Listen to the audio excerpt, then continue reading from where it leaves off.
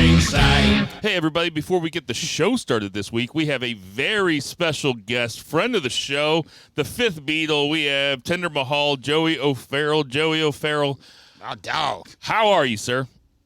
I'm doing great. How are you guys doing? Doing okay. And the reason we have Joey on the show this week is he wants to talk about the upcoming wrestling show that he's having in St. Louis, Missouri, Wrestling at The Grandel. If you've been to one of Joey's before, this is his third one, and they are fun. I can't recommend it more. He generally, the first two, he has put in a very cool venue, each of them, and I can't say enough about it. Joey, why don't you tell us what's going on with the new one? Yeah, so unlike previous years, we're not going to call it STL versus the World. We're calling it Wrestling at The Grandel, which was like the original name for the event before Billy Corgan kind of swooped in and did Wrestling at the Chase for the first time in 30 years. But I feel like the bloom's off the rose a little bit. We can go back to basics, and I'm really excited to bring this, not to steal from WWE, this premium event to St. Louis, and hopefully, build that tradition with the third year. And the third year, but is the format of the show still STL versus the World? I mean, is it still local wrestlers? No? No, I think we've kind of gone away from that. We do have 3 or 4 matches where we have guys, Speedball Mike Bayley's coming in to face Mike Outlaw. Woo! We got Mance Warner versus Gary J. Jake something versus KLD. But we're also doing matches like, Matt Kenway versus Camaro Jackson. Warhorse is doing an open challenge with versus anybody, but there's a good likely chance you'll see an STL person in that role. And you got Ben Truss versus Dak Draper. You're going to see a lot of familiar faces, but you're also going to see a lot of people you haven't seen before. Obviously, we've seen Mike Bayley come through with GCW. We've seen Mance Warner come through with, WrestleMax and GCW as well, but we've never seen these matchups before. We've never seen Mike Bayley versus Mike Outlaw, who I think is one of the most talented wrestlers in the Midwest. It's interesting. You and I have been friends for a very long time. We've talked about wrestling basically since we've met. This is your third show that you're putting on. Fourth show. I'm sorry, fourth show. Okay. I told you he's one of my best friends, people. So you're having a Halloween show. Oh yeah, that's right. Okay. So what have you? And I'll just say this, for your first 3 shows, they were all bangers. I mean, certified bangers. Everybody that went there had a good time. They were all successes. At least as far as I can tell. What do you think that everybody thinks that they can book a wrestling show, but you've gone from, mark to promoter. So what do you think that you've learned? What are the challenges that you see, and how do you think that you're going to top yourself with this one? Yeah, I don't think we ever really stop learning when it comes to, doing any kind of production or any kind of event production, that is. But I think this time around, I got more people in place to kind of help out. So I think we're going to see a lot more smoother of a show. You're going to see a lot more of definitive heels versus baby faces. You're going to see a lot more storytelling. You're going to be entertained throughout the whole show. I think we just want to make sure that even if you're just a casual fan or just somebody that wants to come be entertained, that you know what's going on, that hey, this is who I'm cheering for, this is who I'm booing, and you're just entertained throughout the whole show. You're not getting, you're not sitting there on your phone. You're entertained. I think a lot of times we go to wrestling shows and we want to cheer for the person or boo the person, but we really don't know what's going on. So I think this year my goal is to just kind of, tell stories and keep the fans interested and keep the fans informed on what's going on. And, do whatever I can to make sure that the crowd is as loud as it can get.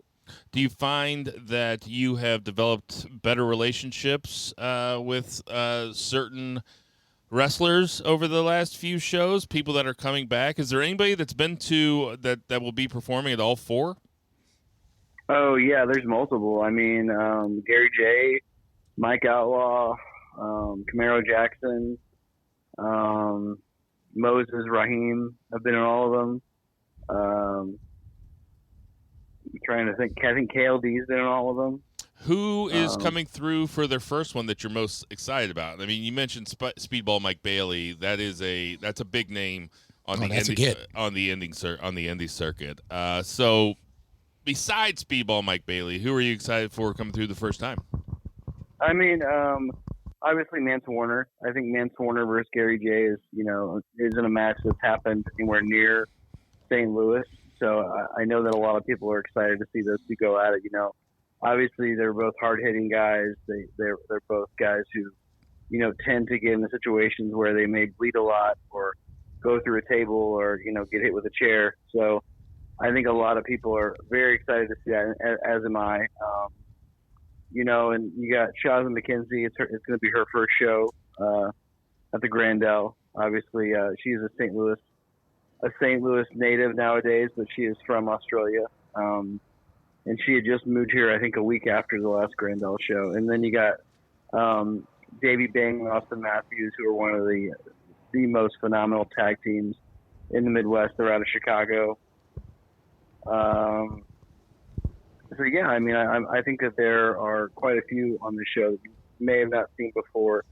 And if you have seen some of these guys, I try and make it fresh matchups to where it's not something you'll see in any of the wrestling companies. Even if, you're seeing a Jake something, well, you haven't seen Jake something versus KLD in quite a while.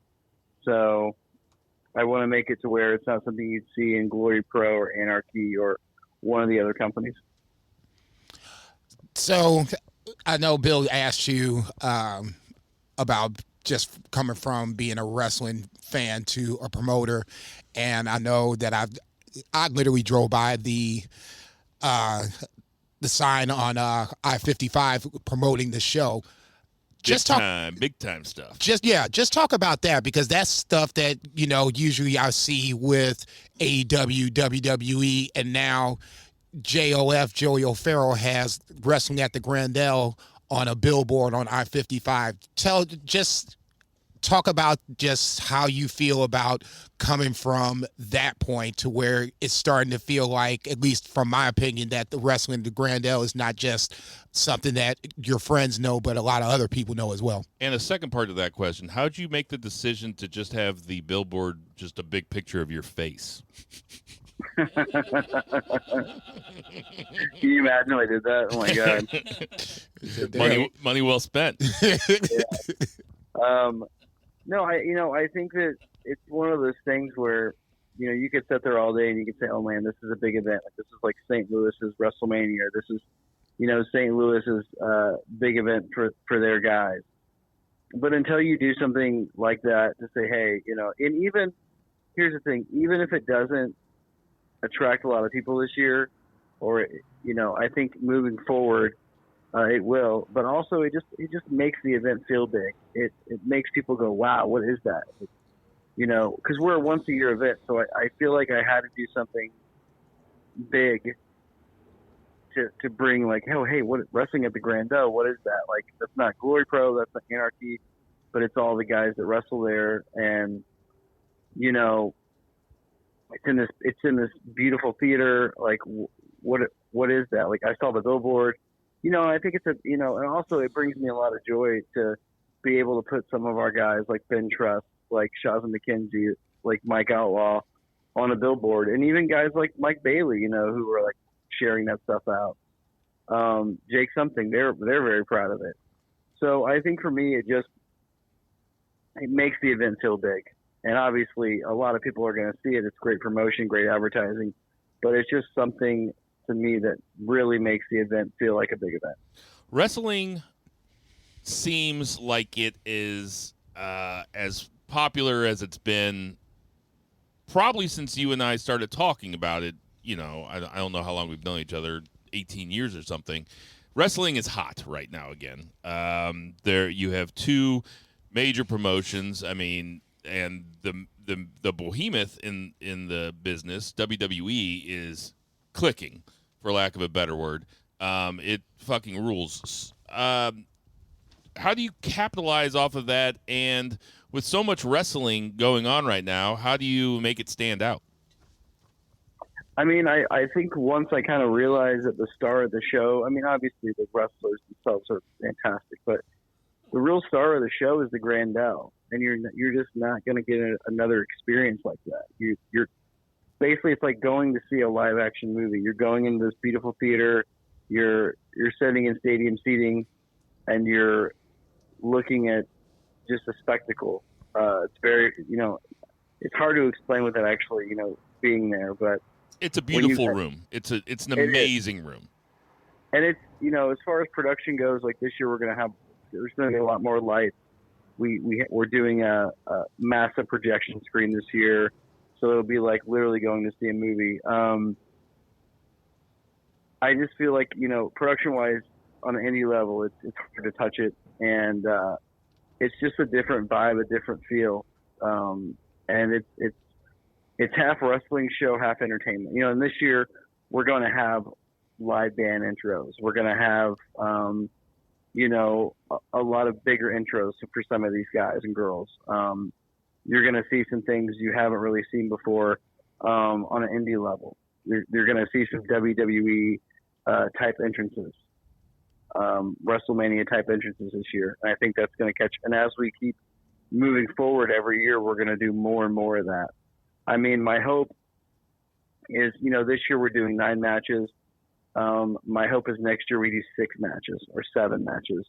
And we really focus on making each match a spectacle in itself, whether that be with the entrance or the story that we're telling, or just giving the wrestlers that time to really go out there and have a great match. Because I do think that time is of the essence when it comes to indie wrestling.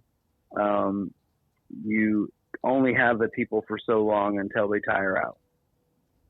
So my biggest thing, you asked me earlier, like, what's the biggest thing I've learned? And I think the biggest thing I've learned is time is of the essence. If the show goes on too long, you are not only is your audience getting tired, but your wrestlers are going to have less of a chance to really get their match over.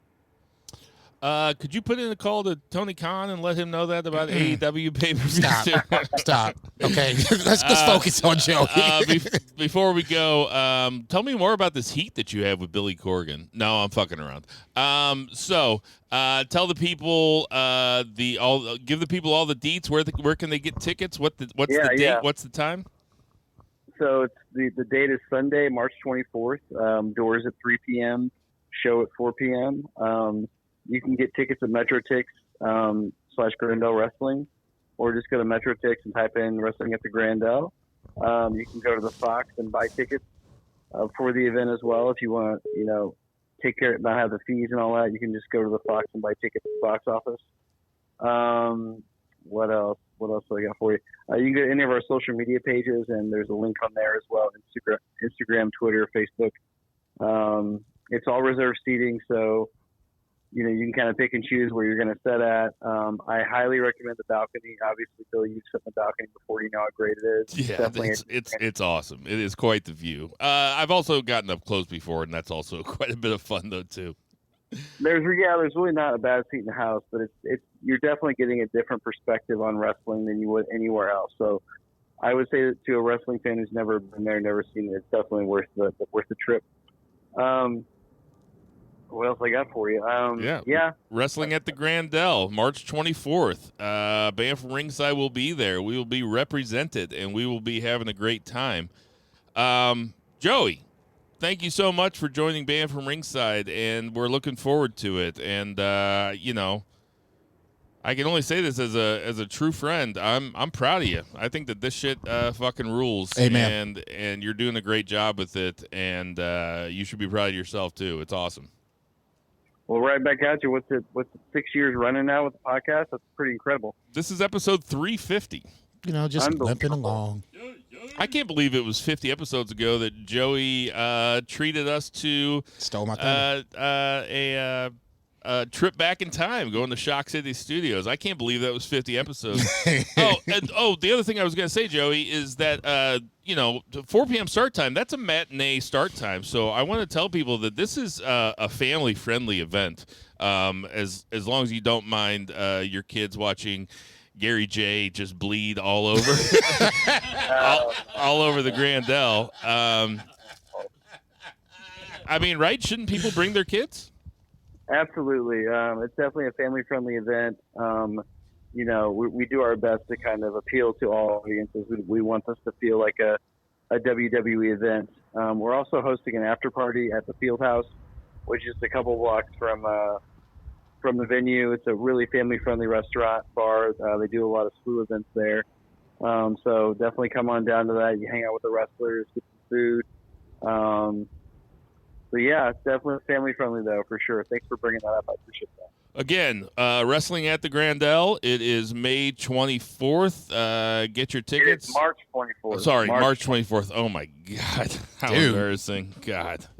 But jumping into time. Yeah, Joey, thank you for joining the Band from Ringside podcast.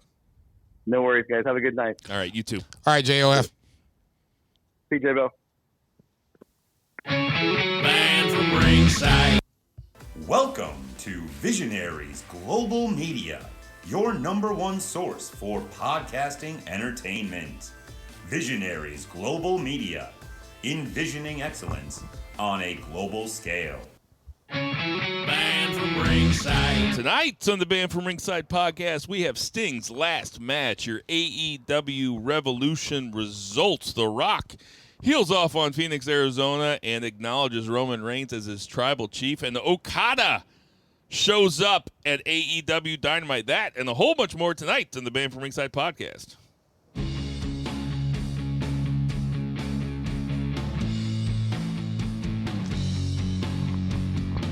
Ditch that 9 to 5. It's time to feel alive. Hello, Mark. So welcome to the Band from Ringside podcast. As always, I'm your host, Bill Vagey, a.k.a. Shaquille O'Neal.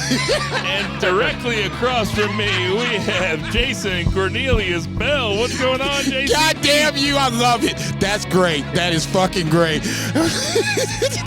I'm just saying, that's great. If you're down with JCB, hell yeah, that's me. On that note, I'll ask your congregation to bow their heads as I read from the latest edition of the Band from Ringside podcast, volume 350, chapter 3, verse 14 of the Good Smart saith, #boo the heels. It's all good, baby. Listen, share, subscribe, repeat the holy trinity of BFR. Another dull-ass week of wrestling. We're going to talk about it anyway. Kick it to my boy, 3 Beer. And out there in Portland, Oregon, we have 2 Beer Zach Pullman. What's going on, 2 Beer Zach? Beer for Western House. Pretty good. A little sleepy. Still in my refractory period from Revolution and Dynamite, but I'll recover. The fuck is refractory period? Refractory period is the period that you're in after you bust. After you bust a nut. Okay. Usually I'll just call that a cigarette break, See, but that's just me. All I heard was period. You learn some That's things. a good thing. Oh my God! You bust a nut before every cigarette? That's crazy. Motherfucker smokes too. Everybody's got a type. We're coming at you from beautiful St. Charles, Missouri. We also have Vice sitting to my right. What's going on, Vice? Hasn't been here at the beginning of the show in a while. What's going on? Hey, I'm just here to listen to you guys and have some fun. All right, so fire that shit. We're starting this a little bit later. There is so much to get to. I don't want to be up until 2:30 in the morning, so let's try to keep this podcast to under 3 hours. Under 3 hours, Hurt. Okay, all right, you TKs? All right.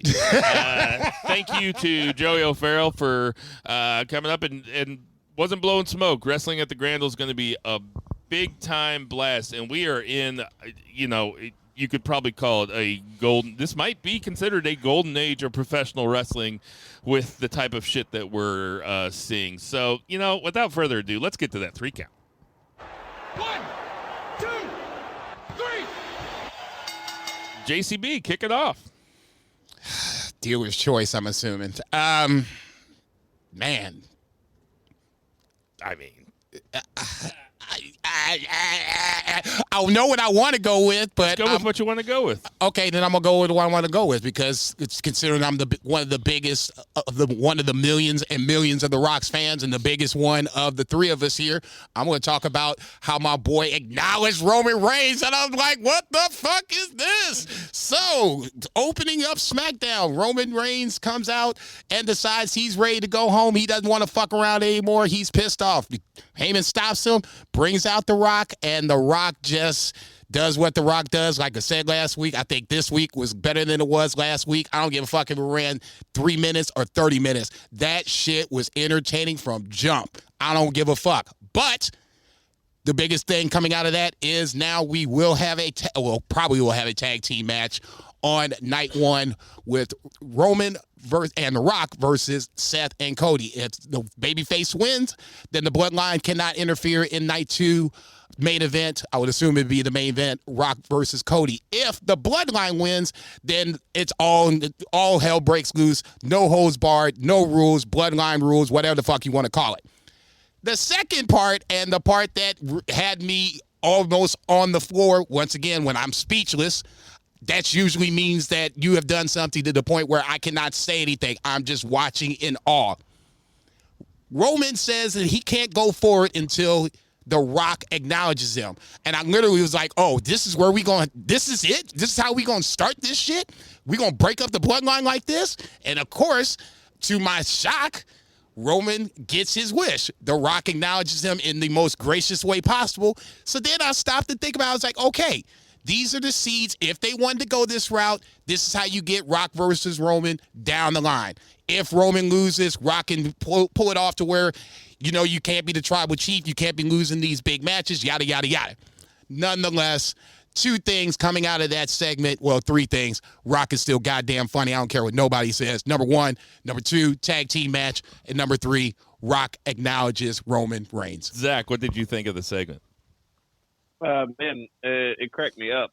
I mean, you don't normally see them get that edgy, and you can tell, like, Rock came from the Attitude Era. I mean, he really just laid into that crowd, calling them meth heads, and just from right at the beginning, he's, like, just going in about how Phoenix is the number one town for crack, and that they're in the suburb, or meth, and that they're in the suburb. And then he just bookended it. Like, that was the first thing he said. And then he talks for like 20 minutes, and then he's like, now go home and smoke some more crack. It was so on the nose.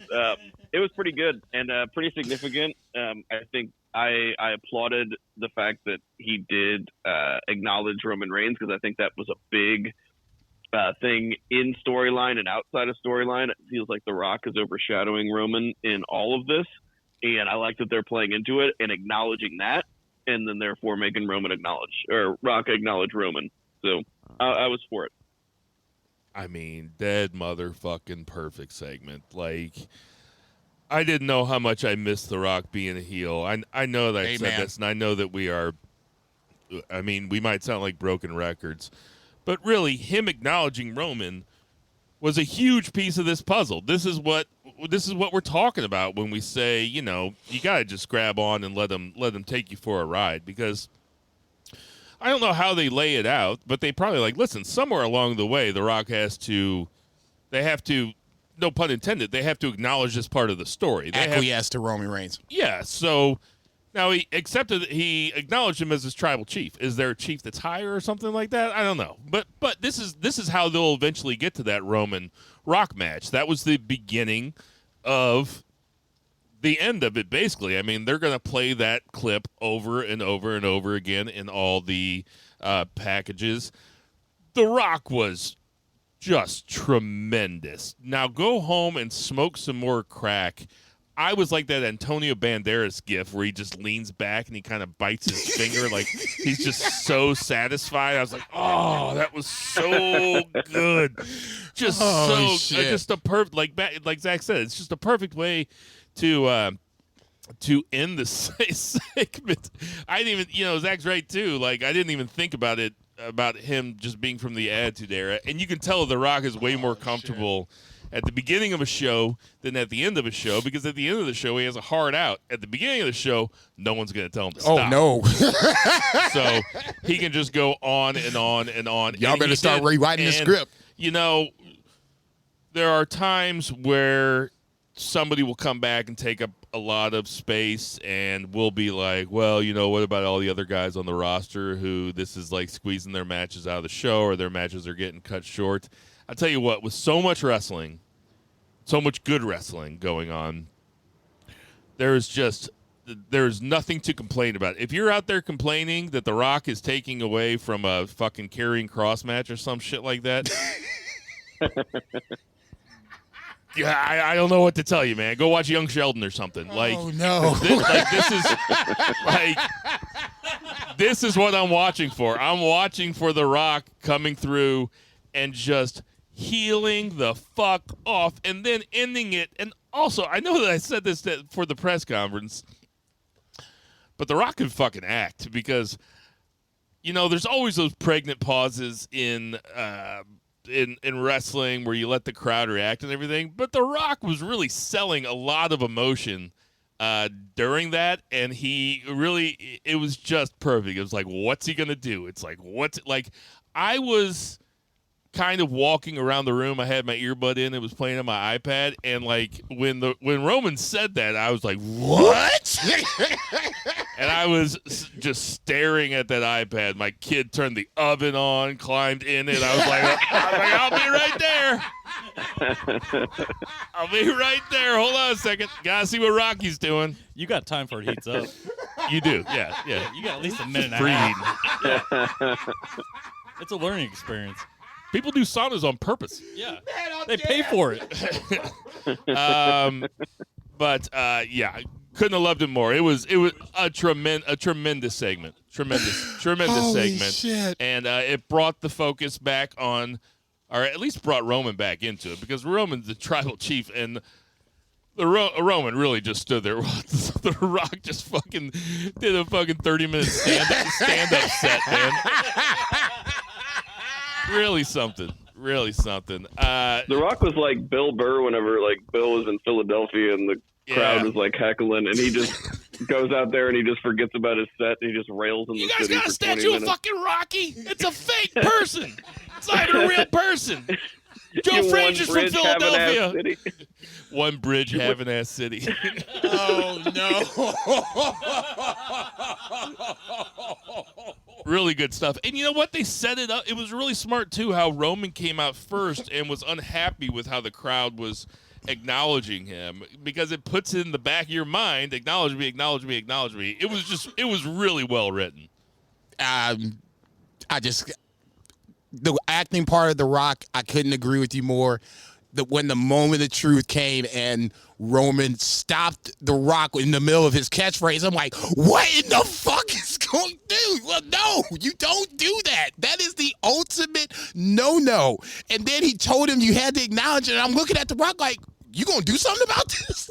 Punch it in the face, man. It totally was one of the best suspenseful moments so far of the year. As a Rock fan, did you feel a little cucked when he did acknowledge him? Yeah. I say, somebody give me a towel. Put Jason in the cuck chair. It's kind of weird sitting up on top watching this go down. Jason's in the cuck chair. Moxley's sitting on the ottoman. I'm about to break this chair. I'm laughing so hard. The best is that JCB acts like he's never been in a Howard Johnson. I ain't that damn old. No, I've never been to Howard Johnson. Driven by plenty, though. Other big stories coming out of SmackDown. Dakota Kai finally shows her cards. Unfortunately, a little too early for my taste. I love how our entire analysis of that Rock Roman segment was. Wasn't that cool? If you didn't like it, fuck you. Chew Big Red. You guys remember when The Rock came out and acknowledged Roman Reigns? It was cool. It was cool, man. It was a good time, man. Dakota Kai turns on Bayley mid-match and helps Damage Control beat down Bayley. like I said, for me, this would have been a little closer to WrestleMania. Neither here nor there. The damage in this case is done literally and figuratively. Like I said before, going up to this wasn't a huge surprise to me. I kind of thought this was where it was going to go. It just happened a little too quickly for my taste. Take the lead of this as you will. What you think of it, Zach? I'm sorry, I got distracted there for a second. Which segment? Bayley getting turned on by. Oh, Dakota. yeah. That seemed like they pulled the trigger very quickly on that. Yeah, I mean, it was very on the nose and very blatant. Didn't leave any question at all. I did like that Bayley immediately just went after Dakota Kai. It's like, motherfucker. But yeah, that surprised me. Did it surprise you that Tiffany Stratton went over Naomi? No, Kind of surprised me. not at all. Kind of surprised me that they were wrestling. Tiffany pinned Naomi first the Elimination Chamber and kind of trolled her afterwards. So this is the spinoff from it. So you think they're telling a story with Tiffany and Naomi, not just having Tiffany railroad Naomi? I don't know. My dick just moved a little bit.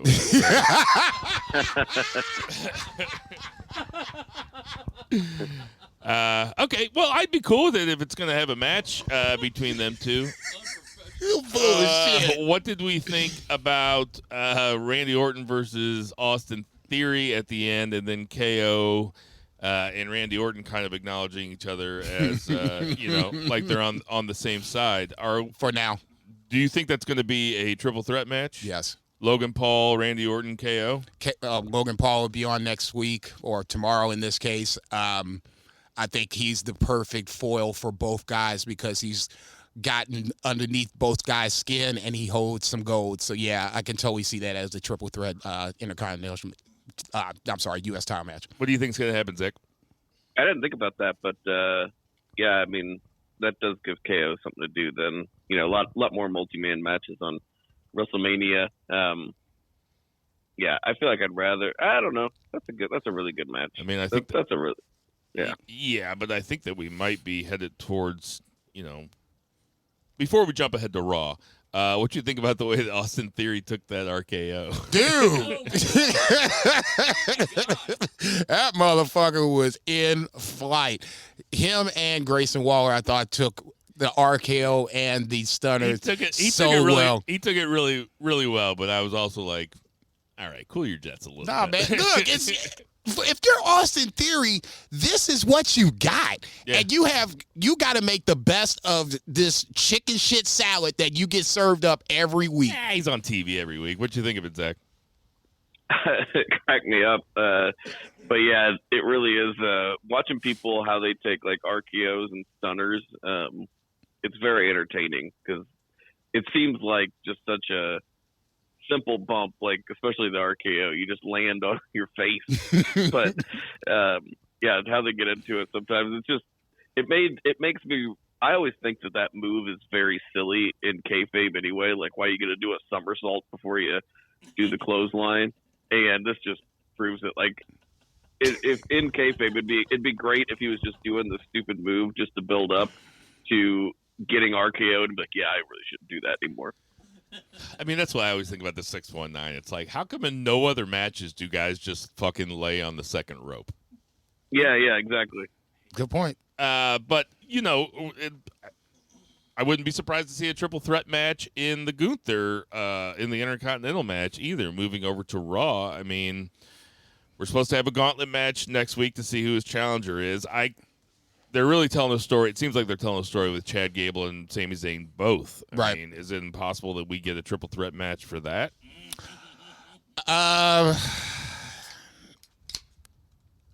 It's not on the same night, so I guess that would be my only objection to a second triple threat match. As long as you made it make sense where somehow they both, being Sammy and Chad Gable, both fell in a scenario where they both pinned each other's shoulders on the mat. 'Cause that's the only thing I can think of. It's not like it's a battle royal where both feet can land on the ground at the same time. It's pinfall or submission. So that's the only way I can see that happening, where you get into a scenario where both guys are pinning each other, and now you have beef going forward. Zach, did I over triple threat myself? No, I mean, it is WrestleMania season. That's just kind of how it works. And they are really telling something with Gable, even though, we've talked about it. A guy like Gable usurping Gunther, and man, what a match, they've had. And it almost feels like that ship had sailed, but then it's like they're coming back to it. They were telling that story for a minute. So I don't know. It is. I'd be fine with it. Jason, I've hijacked your account. No. What else happened? I was going to say, Negro, please. To open up Raw, Seth and Cody opened it up. Basically, it's full circle now how things have totally changed, where about a year ago, I remember Cody taking off his jacket and looking at the most gruesome bruise I've ever seen in my life, in real life, not even kayfabe at this point. And now you look at Raw on Monday night, they've come full circle, almost seeing buddy, dare I say friends at this point. Really weird to see, but that's a great thing about wrestling. We're telling a story, and that's a good thing about this part. They have not decided whether or not they are going to accept the challenge. We'll see tomorrow night as Cody and Seth travel over to SmackDown land. Becky versus Nia, you have Liv Morgan coming out, and... Hold on. I'm sorry, go ahead. I got to talk about Seth for a second. Please. Kind of got mad at Seth with that diarrhea Dwayne thing. That was really bad. That sucked really bad. Kind of mad at how bad it sucked. It was Vince. That's some Vince era writing. Yes, very much so. Right when they hired back Bruce Pritchard, huh? It was suffering succotash all over again. Not a fan of it. For Seth, I expect more. He can work the mic and he can talk. You can't if you're going up you can't out-rock The Rock. Most people can't. And shame on you, San Antonio, for chanting diarrhea. You people should be absorbed by fucking Mexico. Get the God damn. Take them out of the country. How big of a I love shrapnel, Mexico, by the way. You love what? Mexico. You ain't shit. I wasn't a shot at Mexico. No, clearly not. That's some huge shrapnel going on the whole city of San Antonio. From there, Andrade. Be better. I'm sorry. Andrade comes back. He beats Apollo Crews. I'm not even sure where the fuck they got Apollo Crews from, but it was just sad to see him take the L on his first trip back. Judgment Day beats Imperium. Sammy beats Ivar. We talked about the six-man gauntlet match, and then the main event, Drew McIntyre continues his ironic tour down heel road, getting more assistance from the Bloodline in this case. Solo Sikoa and Jimmy Uso both interfere in the match. I'll be the first to admit it. By the end of this, I was worked up. I was like, okay, Jimmy needs his ass whipped. I'm sick of this motherfucker. He running around here with this goofy ass smile, and every time I look up, he fucking over his brother. He need to get his ass whooped. I'm ready for that match. Jimmy being the cocky guy who's in the big faction, but's not the big guy at all, but thinking he is pretty funny. Now I'm like, you have got me worked up. I'm ready for that brother versus brother match.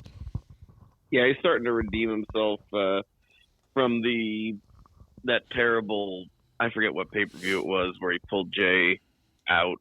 SummerSlam. Was it SummerSlam? Yeah. It's been that long. It's taken a while for him to come back around for me, but him like always smiling and cheesing and acting like big dog. He the quarterback. And then Solo, who's like the younger brother, is just like stone faced and always looking at him like he's a fucking Rock idiot. was like, even look at Solo. Even Solo's happy. That's his happy face. you know, Solo had to do everything. Thinking his power not to laugh. He had to, and then he wiped his face. He wiped his face, and I was like, oh yeah, he's like, The Rock was trying to break him. The Rock was trying to break him. Totally. I'm like, dude, this motherfucker is on a roll. God damn, I love The Rock. Once Solo smiles, though, he's a baby face. Oh, forever. He can never smile. He can never smile. Ever. They were chanting his name, too. He didn't smile when they did Uzi. No, he was good. I was there. I was getting ready to say it He looked didn't like he move. wanted to break. I was like, everybody else is just like, Even Roman lost it. crumbling amongst everything. That's one of the greatest fucking segments of all time in St. Louis. Thank you very much. But nonetheless, that motherfucker didn't break then, didn't break it on Friday night. Solo is he's a fucking stone-faced motherfucker. God bless him for it. Just a couple of little quick tidbits I wanted to throw out there. Io Sky crossing paths with Rhea Ripley on Raw, and then on Friday night crossing paths with Jade, even though that was with Damage Control. I'm not saying it means anything, but teases down the line, especially, at least in my opinion, with the Rhea Ripley Io Sky tease. I think that's going to happen at some point again. They're going to get on another show. We're going to have another draft. Same way with Jade. Somehow, some way, I think they're going to be on the same show. Hell, all three of them can be on the same show as far as I'm concerned. That's a great start to a women's division, if you ask me. Nonetheless, two separate teases with EO. I'm not saying it means anything, but just interesting to talk about. Go ahead, Zach. Please no more drafts. I mean, change it up, sure, but God, I hate the drafts. Rey Mysterio borrowed the fake crutch from Hangman Page and came out and beat the hell out of Legado del Fantasma with it. I'm into this story. Where are you at on it, Zach? Yeah, it is fun. It's really Legado, good mid-card shit. Yes, absolutely. That's the perfect way to describe it. You need, on a variety show, it's 5 hours a week. It can't all be Bloodline. Can't all be Judgment Day. You need some mid-card stuff, and those guys can wrestle. So I see that being like a 4-on-4 LDF versus LWO kind of a match on WrestleMania somewhere.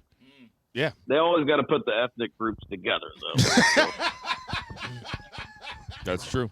It's like, why can't, like, Bobby Lashley and I almost said Private Party. Bobby Lashley and them guys. You forgot what they're called. I did. I can't get out of this chair Profits. so fast. Street Profits. Why can't they wrestle Legato, Them niggas all look the same. No big deal. Shit. I mean, those gimmicks are pretty similar. It's all scheduled through catering. I mean, Private Party and Street Profits, I've probably almost done that before. So Heyman is your first inductee into the class of 2024. Makes sense. They're going to be in Philadelphia. Expect the EC dub chance to last for about an hour. Yeah. I bet Heyman is going to tell a carny ass stories on the. He's going to have a carny ass speech. Obviously well deserved. Dude is a carny. This might be one of the few Hall of Fame speeches that I will actually watch. Pack a lunch. Hey, man, I ain't going nowhere. Fuck it. I ain't going to watch all of them. I'll just say this. Just on a personal level, Miss Elizabeth is someone that just needs to get in. We're not going to do this every year, are Yeah, hell yeah. Until she gets in, I'm banging the drum. Miss Elizabeth, HOF. Zach, what'd you think? I mean, I think the WWE Hall of Fame's bullshit, and I don't give a shit about any of it. But I mean, Heyman's Love a it. Hall of Famer. There you go. You heard it from the journalist, from the source. Anything else about WWE? Main roster, no. We could talk about NXT on odds and ends. All right, let's get to that 2 count. 1, 2, 3. 2 beer. What's the 2 count? You're welcome to, Beer. Yeah, thank you. 2 count was, we'll just do early contender for show of the year. Spoiler alert for my letter grade here, but man, this was a fantastic card. Talking to AEW Revolution, and fun little pre-show match, 12-man, but nothing to speak of. But Bang Bang Scissor Gangs out there versus speaking of carnies, just I think it was the cast of Carnival that they wrestled. Jesus Christ. And that's a dated reference. But I can't believe you would talk about Double J like that. Shit. but I mean, this really served its purpose. Like it was fun. Like I was like hyped for the show, and like it was just a fun match. Willie Mack takes the pin from Jay White. I mean, put Jay White on the pre-show in a 12-man. At least he's pinning somebody. I mean, Okay, wow. God damn.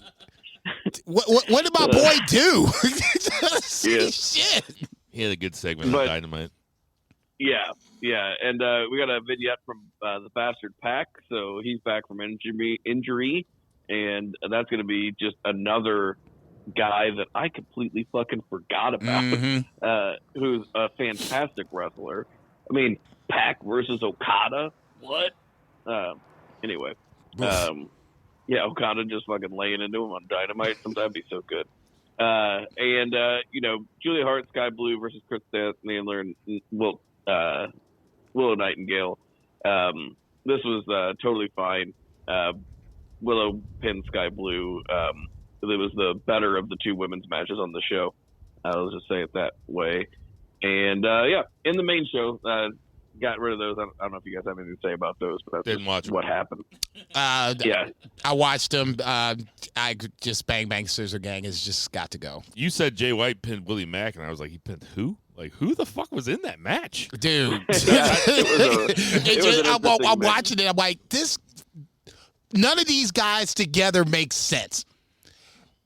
Bang Scissor Gang, it shouldn't even be. Oh, was Double J in it? Yes. Oh, okay. All right. Jay Lethal, Jeff Jarrett, Willie Mack, Private Party, and Satnam Singh. Yeah, Satnam Singh. He was the guy. Yeah. Yeah. Okay. Anyway, the show opener, the curtain jerker, was the Patriarch Christian Cage with versus Daniel Garcia, and I mean, just a super fun 4-star match to open the show. I mean, this was just like 4-star or higher matches, like up and down this card for the most part. And this is just a great way to open the show. There's a lot of fuckery going on because Nick Wayne's out there, Mother Wayne's out there, Kill Switch is out there. I think it's the first time I've actually called him Kill Switch, but Look at you. I know I'm growing as a journalist and a person, but Edge Garcia, versus Luchasaurus. I mean, that's probably what I said. It was Adam Copeland versus Kill Switch. That's great. Yeah. But, there's some near falls here. Daddy Magic gets a run in, to help out Garcia because he's outnumbered. Lots of outside the ring fuckery, but, Daddy Magic's nipples weren't hard enough to secure Daniel Garcia a victory. And he ends up losing. Yeah, I'd love.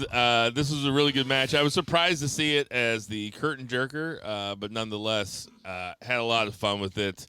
Felt like the crowd bought into a couple of those near falls more than I did. I think the crowd was hot. The crowd was good all night, and the crowd was rooting for Danny Garcia. He's over, and Christian's over as a heel. Now, no real surprises here per se. It's good to see Daniel Garcia get his shine a little bit, but this was obviously a transitional match onto what happened on Dynamite.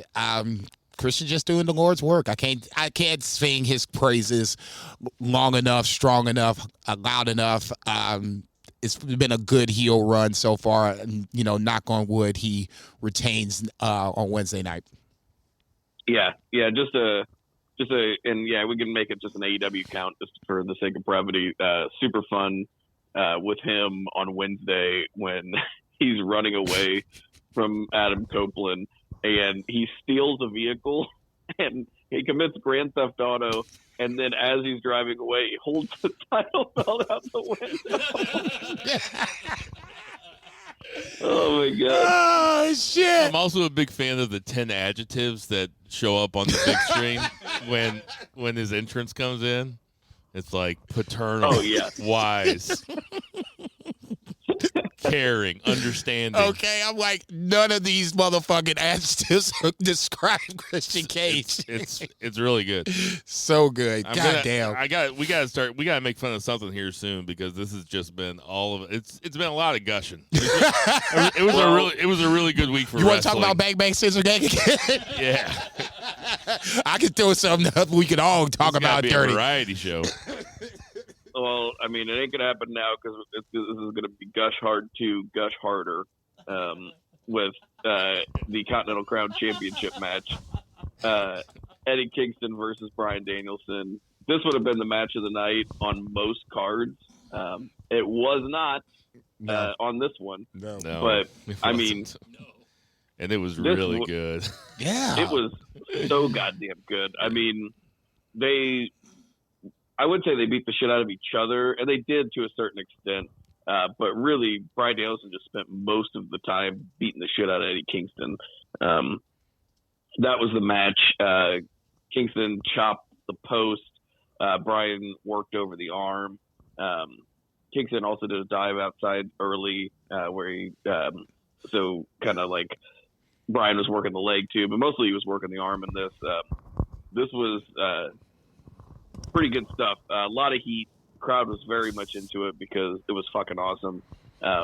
Because of Danielson choking out Kingston the previous week, and because he took most of the match, I feel like it took it to where it was a little bit more telegraphed that like Kingston was winning. But it was a A+ match, 5-star match, I'd say. A+ ending segment where after Kingston, gives Bryan Danielson a power bomb, and then he does like what's that, high stack powerbomb, high stack pin. He's standing there waiting for the handshake. Danielson acts like he's not going to give it to him, but he finally gives him a handshake, gives him a bow, and then they cut a fantastic backstage promo, which was on the internet, but that's just shit you should play on TV because it was great, where they're back there getting iced up and checked out after the match, and Kingston's like voice is cracking because he's so emotional, saying how much he appreciates Bryan shaking his hand because he doesn't give a shit about what the fans think, but he's like, but thank you fans for, showing up and paying the money and everything. He's like, but it's really about the boys, Yeah, it's all about the boys. I wasn't even going to say anything about that. I forgot about it, actually. Let me start. Let me start with just a slight negative thing, and it's not about what you think it's about. It's that the crowd, and I don't even think this is Danielson's fault, but the crowd wants to cheer Bryan Danielson. Yeah. Yeah. Danielson loves playing a heel. And there's something just kind of off about his presentation because he's just too over as a babyface that he's having a hard time getting booed. And I think that's a result of him announcing that there was only 1 year left. And I think he's rescinded that by now, but he said it on TV, and I think he rescinded it off TV. And I think people kind of still see this as a farewell tour. And if he's going to stick around longer, that's a minor nitpick. I'll say that what pushed this match for me from 4.5 or 4.75 to 5 stars, and we don't say this very much about AEW, maybe we should say it more, was the story.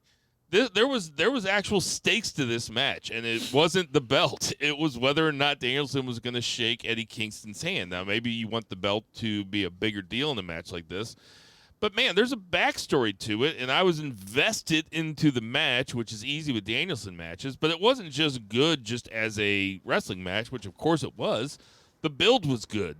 There's actual, shoot story in the background of all this kayfabe story, and the backstage promo that Zach referred to also took advantage of that in a really big way. I love the match. I love all Danielson matches.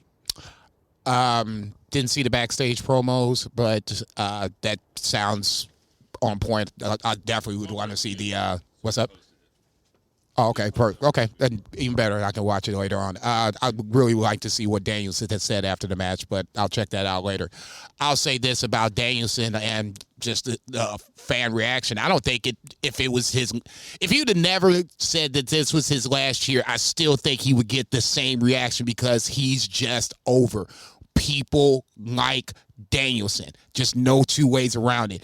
I don't care he did some dastardly shit up to this point. He's talking about kicking people's faces in, and people still cheer for him. So, me personally, I don't think it has anything to do with him being this last year or not his last year. I didn't hear that either, but if it's not his last year, great. I want to see him wrestle some more. Okada's come back, so you're going to have a tiebreaker at some point. We need to see that before he retires or if he does it. I don't care. the third thing is the title versus the handshake, which is more important for me. It has never been about the title. At least this title, the Continental Crown, has never really felt very important since the end of the tournament. The Eddie Kingston's matches, his opponents haven't been to the variety of Danielson, where this was the first time where I was like, oh, he might actually lose this shit. So when he won, that was great, but I wasn't like, okay, it's time to go to the bathroom. I'm like, okay, what's going to happen? Is he going to go ahead and get the handshake in? And then when Danielson played him at first, I was like, you punk motherfucker. How you going to play this dude like this? Danielson might have been saying some heel stuff, like, I'm going to kick people's faces in. But you know what he never did? Never ate another man's wife's blueberries. That's Hilo 101 shit. That's that real shit. No, it was, for me, it was more about the handshake than anything else. It was, when I finished the match, I was like, okay, I thought we saw the match of the night, and it was pretty early. I was like, damn, that's kind of early for, to have this crescendo, but. Wrong. Zach, what was next? Next was a match that did not have any business being good, but it was quite good. Very fun. Lots of crazy moves. This was the All-Star 8-man scramble with Hook, Brian Cage, Dante Martin, Chris Jericho, Lance Archer, Magnus, Powerhouse Hobbs, and Wardlow. What a motley crew of individuals. Yeah. But, this ended up being real fun. They started out throwing the smaller guys out, and then they had, the big one. They had Hobbs, Wardlow, Lance Archer, and Brian Cage in there kind of doing, a meat match where the crowd was chanting meat. They managed to get the meat match in there because originally it was supposed to be Meat Madness or something. Yeah. Yes. We didn't pick this last week on predictions. I don't think it was finalized, and I think I just kind of glossed over it. I would have picked Wardlow anyway. So. I was going to say, everybody would have picked Wardlow, right? Yeah. Oh, I don't know. Yeah, I would have picked Wardlow. Well, no, I did. Oh, yeah. Okay, well, Zach just admitted that he wouldn't have, so we got to give us. we take the points off for you. Your boy Zach had a perfect night. I saw that. Oh, nice. Perfect predictions. Yep. And you and I both had 7 points. But well done, Zach. And Zach did not take the Tony Storm as the Stone Cold Lead Pipe Block of the Week either. He took Will Ospreay. We will get to that match later. Okay. Obviously. Yeah, Wardlow goes over. This was fun. It was predictable. Yep. I'll just say this, and we can move on to the next match. I think Wardlow could have been served a better way than just to be in a mosh pit of 7 other guys and himself to get this title shot. That's just me. Ultimately, it doesn't matter. If you looked at this lineup of 8 guys, there's really 2 or 3 to even have a chance. It's like with Wardlow, it's like they sit back and think, what's the worst way we can get him to be where he's supposed to be? God damn. Dude, he just ran y'all down twice on back-to-back episodes, and now you just proved him right. Powerhouse Hobbs shouldn't even be anywhere near Wardlow right now. If he's going to face, well, obviously he's going to face, Jesus Christ, I drew Samoa Joe on next Wednesday. Fine. What about Magnus? Who does Magnus have incriminating pictures of? I don't know. He get in that match? That Jericho, God bless you. Jericho. Yeah. Okay, thank you. Chris Jericho I had. want to wrestle everybody in CMLL. Okay, damn, then do that shit on fucking Collision. I don't care. It was just a weird, unconventional way to put Wardlow in a spot where we all thought he was going to be anyway to challenge for the AEW Championship. He's just trying to relive his early 20s, Yeah, pretty much. It's like me when I turn on the Strokes.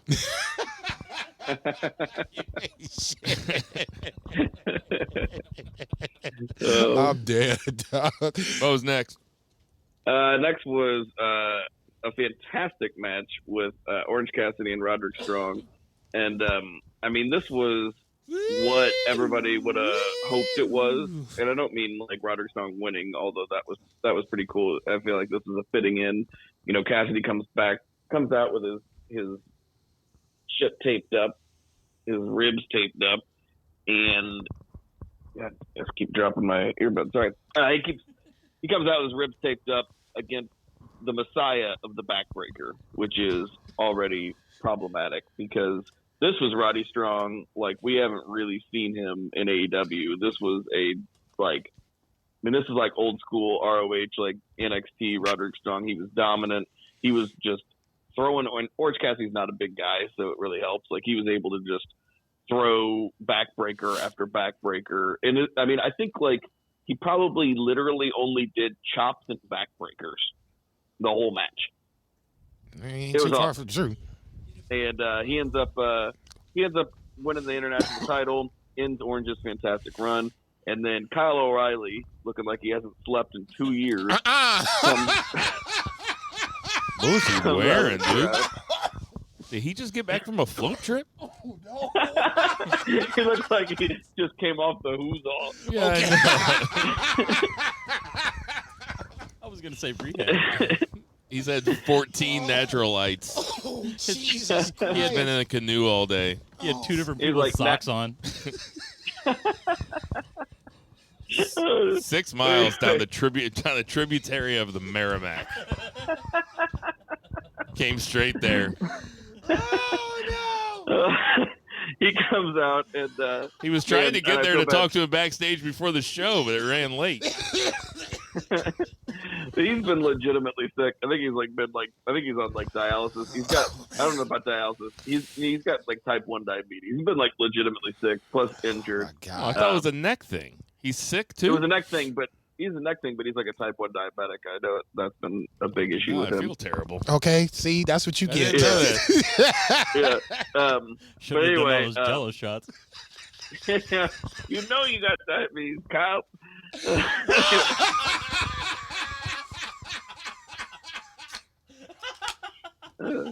God, that's terrible. But anyway, he comes out of the crowd, and it seems like he's like kind of playing like he's gonna attack Roddy, and then he gives him a hug, and then dude, this was so good. I think it was Matt Taven. One of them takes off his shirt, Matt Taven, or I think it was Taven. yeah, Taven, and he hands him his shirt, and like the crowd's like silent because they're like kind of holding their breath, wondering like, is he gonna take the shirt? Is he gonna accept it? And I just hear one guy yell in the crowd. He says, "Matt Taven, you got no ass." Just like, Shut the fuck up. so good. Anyway, he politely declines the shirt, and he walks off. So yeah, very emotional moment. But yeah, great match, great moment afterwards. Cool debut, or re-debut. Yeah, I love this match. It was great. I've always been a big proponent of Roderick Strong in ring. Don't even know how his finisher works. Like, I don't get it. It looks fucking really gnarly. Love this match. I just think with the Kinesio tape, like, it just gives the guys a target. I think it. Well, obviously, that was kayfabe style. Kayfabe style. Indeed. Obviously, it was a target, and to me, it was the one, I guess, tease, signal, whatever word you want to call it, that Orange was going to lose this match when they did the backstage segment, and the doctor was like, "No, you can't. You're not going to be able to wrestle unless you put this tape on you." I was like, "Oh, yep, there it is." So at least I won't say it gives Orange an out, but it protects Orange a little bit. Like Bo was saying, that backbreaker off the top was one of that motherfucker was one of the gnarliest moves I've seen all night until Will Ospreay and Takeshita decided to hold everybody's beer and decided to just try to kill each other, but we'll get to that in a second. I thought this was probably the second, up to this point, it was the second best match of the card, just before the fact that it didn't feel predictable. The right guy went over, and the way he went over, I agree with Three Beer on this one. It felt like he took advantage of another ran down Orange Cassidy. Right place, right time, one clean, which is always great to see a heel do. Now you can go back and start healing the shit up next week. Yeah, I mean, I give that like 4.75. It was great. And then the tag match after this was Blackpool Combat Club, which is Claudio and Moxley versus FTR. And this one started out, I mean, the whole match was very good, like wrestling-wise. But the heat was a little weird because just like Bill was talking about with Danielson, nobody really wants to boo Claudio or Moxley, like especially Moxley, but they play the heels, and but they're just mean guys in the ring, and fans really like that. Like they like whenever they're beating them up, and based on where this was like FTR country, but I feel like it took the crowd a little while to kind of really get behind FTR, but they did. They had Heat come back. It was good as far as the psychology the crowd got there. It was very surprising. It seemed that not that Blackpool Combat Club went over, but they had a double submission finish. And I feel like Blackpool Combat Club's probably taken like a full sweep on all of their matches that they've had. So this was a fantastic tag team match, though. I mean, I don't know if it was incredibly memorable as far as like a classic match, but it was just a great match on a card. 4.5-star tag match. It was great. I mean, you see these guys wrestle a lot. And I think that there's kind of a formula to FTR matches. And I think that we see FTR wrestle 20, 25, 30-minute matches all the time. It's hard for them all to stand out. They're all at a level that is unbelievably high. But it's almost too much of a good thing. Am I crazy? Yes. Okay. Absolutely. But I think that they've flooded the market with FTR matches. They've really flooded the market with John Moxley matches too. I mean, he wrestles all the fucking time. Okay. It's just not that rare. Okay. And I know that the answer to this is Cassidy's not rare either. But Roderick Strong doesn't wrestle very much, and I mean that was a match that we hadn't seen really. I don't know. I think Roddy Strong is about to start ramping up his work schedule here in a little bit. That's just me. I can't say that there's too much of FTR tag matches. For me, when we started, that they lost. That was the only surprise. I wasn't jaw drop surprised, but I was like, oh, okay, shit. Are we telling an FTR redemption story? That was the first thing I thought in my head when I saw it happen. It wasn't the upset of the year by any stretch of your imagination, but I was taking a step back. It was like the jocks beating up the freshmen. No, it wasn't that bad. They'll probably beat them in the tag tournament. Okay, and that's until Wednesday, I wasn't sure how it was going to happen, but in this scenario, BCC gets the win. It kind of goes against my old, the tag team should always beat the two individuals, but these two individuals are pretty fucking good. They're good together. So in this scenario, they're a tag team. They are not a tag team, okay? John Moxley's getting ready to go wrestle Naito in about a month up in Chicago for the IWGP Championship. Let's not act like they're a tag team. They wrestle as a tag team all the time. Okay. They wrestle more than any of the other two BCC members together. They wrestle a lot. I'm not disagreeing with that, but let's not act like they're a tag team. Okay, they even have a name. Yeah, they do have a name. They're the Blackpool Combat Club. They're not Claudio and Cesaro. I'm sorry, Cesaro and Sheamus. They're not the Bar. Okay, they're the Blackpool Combat Club. You want to call them Bleeding in Sweden or something? Yes. If you want to say that. If you want to put them, let's get a fucking a Swedish flag and do it half and half with red on one side and the official Sweden colors on the other side. We'll sell it like hotcakes. You're welcome, Tony Khan. Bleeding in Sweden. There you go. So now, if you want to label them that, now they're a tag team. Now we're good. Okay. Did you just make that up on Hell the yeah, spot? he did. You heard that. You heard that here first. Episode 350. Bleeding in Sweden. That's amazingly fucking funny. You made that up on the spot. Yeah, I think he's actually from Switzerland. He is. That makes it better. That makes it better. Oh, we are calling them Bleeding in Sweden from now on. That is their name. That is so good. Man, I'm going to tell you what. Everybody say Carmelo Hayes don't miss. Zach Bowman don't miss. That nigga don't miss. It's so Swerve good. in my glory. What's next? Next was the unfortunate circumstance of Toni Storm versus Deonna Purrazzo. And this is, just like you were talking about Daniel Bryan, but almost exacerbated.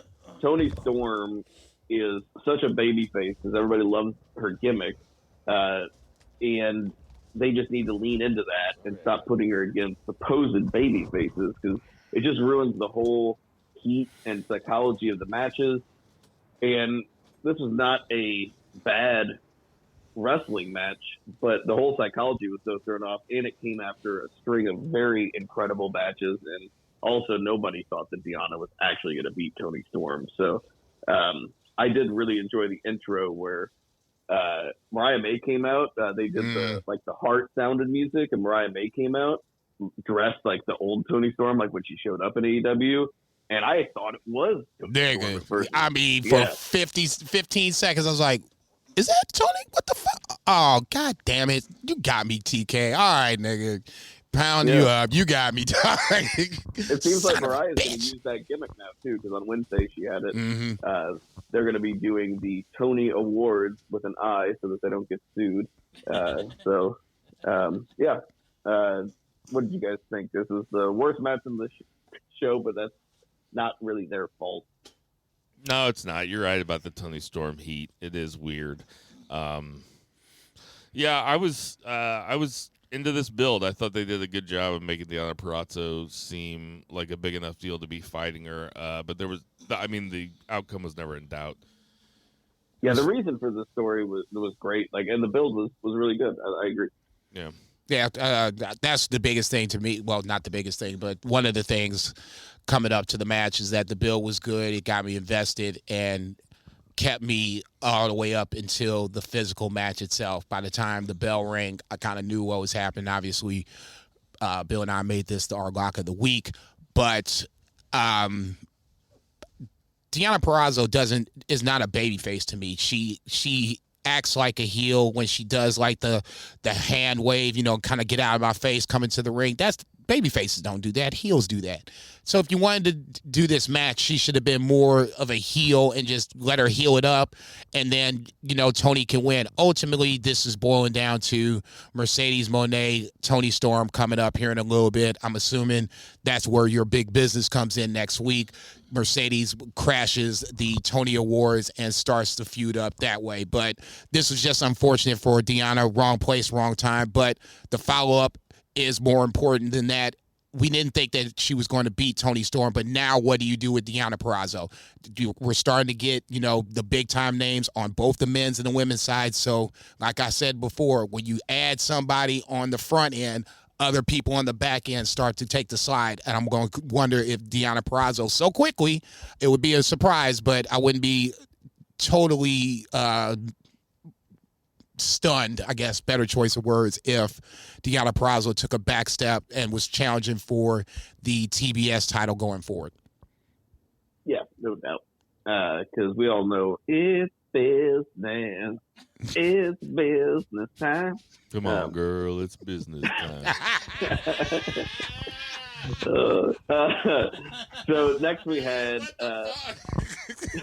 Konosuke Takeshita versus Will Ospreay, and this would be the match of the night on any card for the most part. Very few cards, and actually I'd say the majority of them in modern wrestling, it was just because Will Ospreay was already in another match that night. Because goddamn, and I not to take anything away from Konosuke Takeshita, because going in, no, we all knew that this was going to be a banger. Everybody, I think, on this podcast, and I think a lot of people, if you weren't buying the show for Sting, this is like a thing where you would buy a show to watch because you knew that this thing was going to deliver, and boy, did it. Don Callis was on commentary, which was awesome, but that didn't necessarily enhance what they did. They could add no commentary, and it would have just been phenomenal. Just very athletic.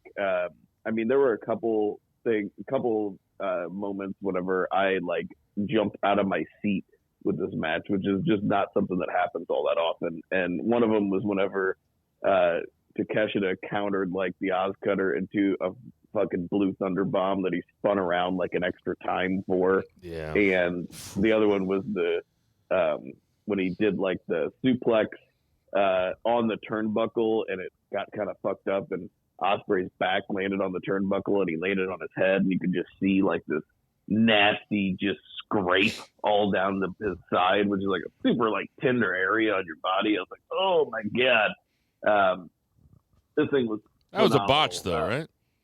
That was a botch. It wasn't Yeah. supposed to go like that. Right. But yeah, Ospreay wins.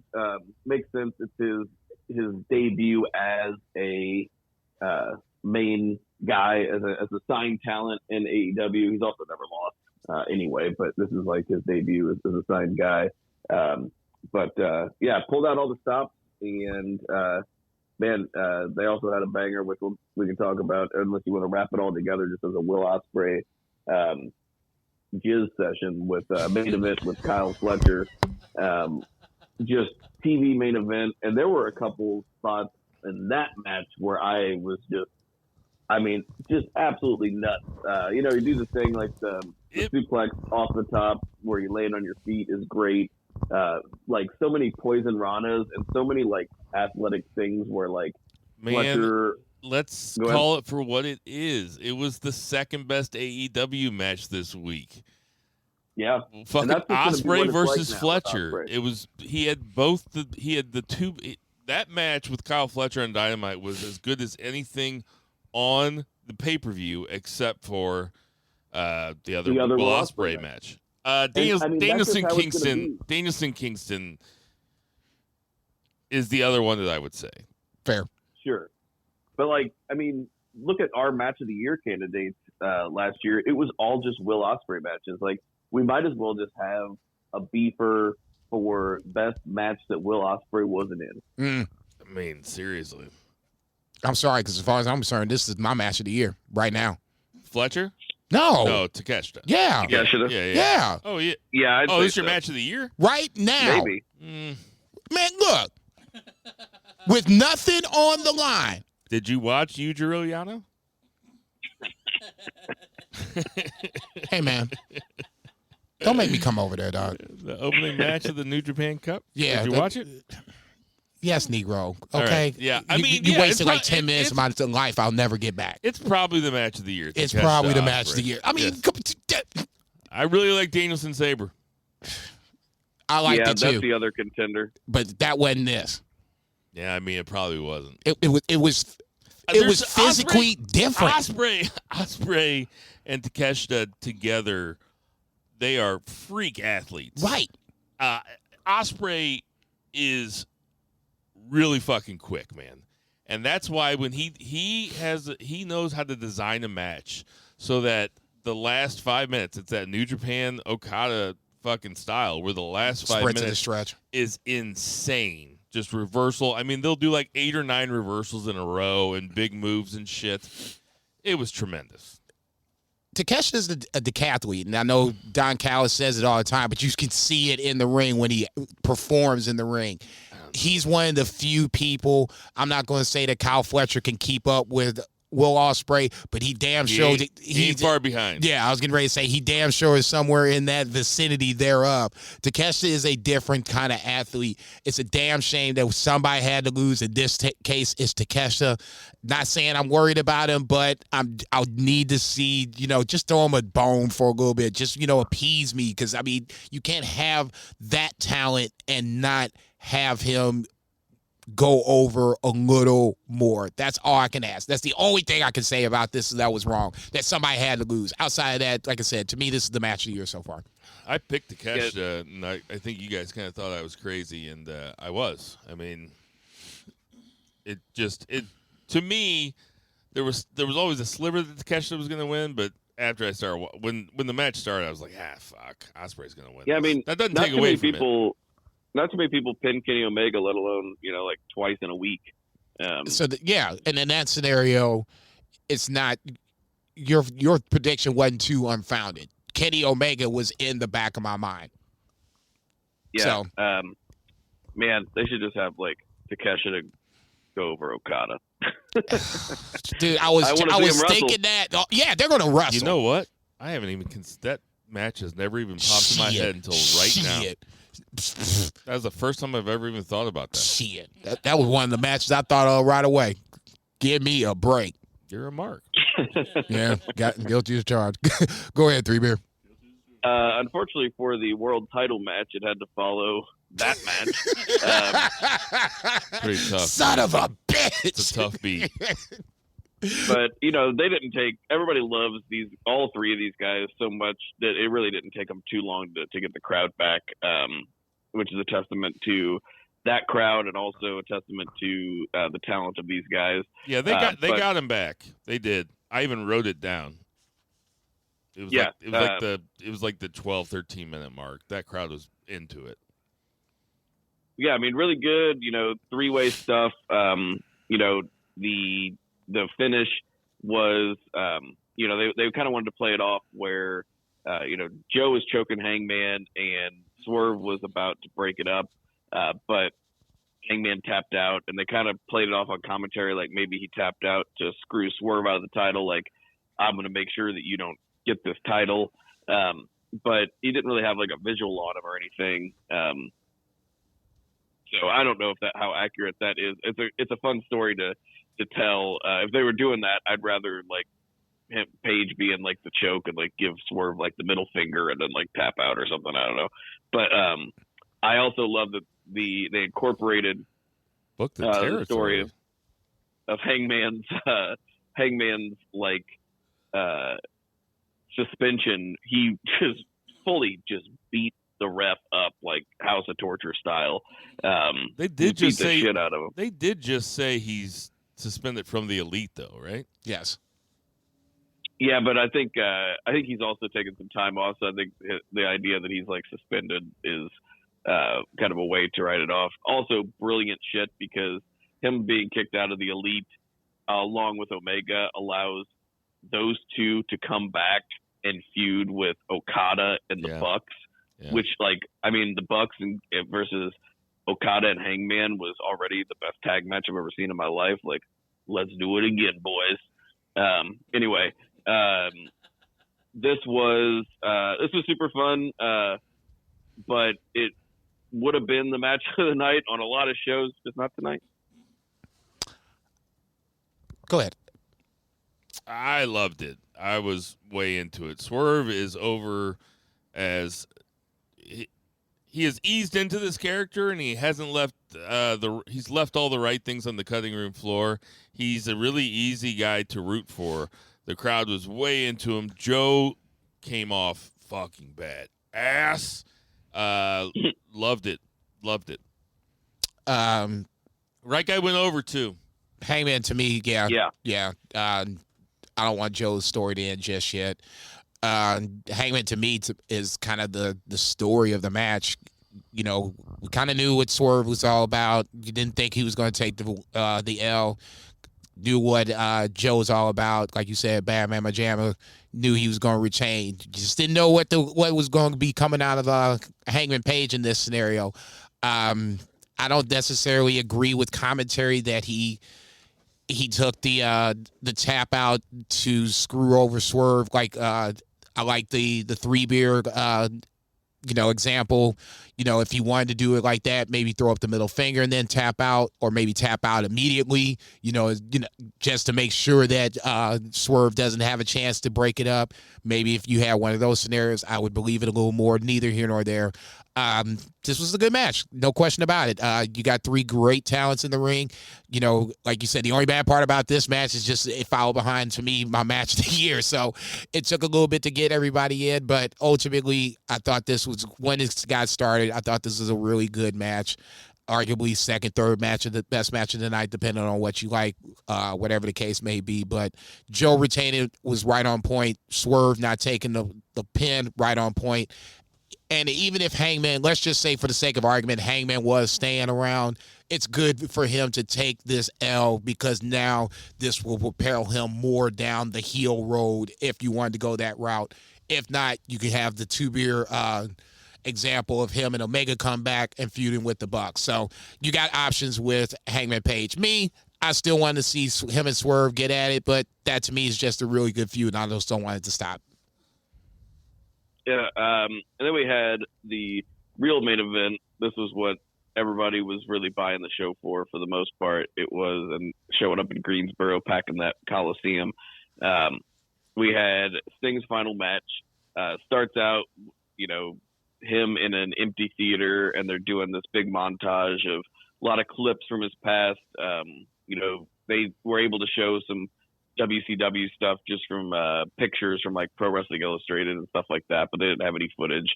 So WWE, didn't let them use any footage, but they still put together a pretty moving vignette. And after, Sting leans in and he says, "It's showtime." And crowd goes nuts. Sting's music hits. What's that? Bo did an impression of you getting a boner. No, it was more than a boner, motherfucker. About to say, clean up on aisle 3. Nice.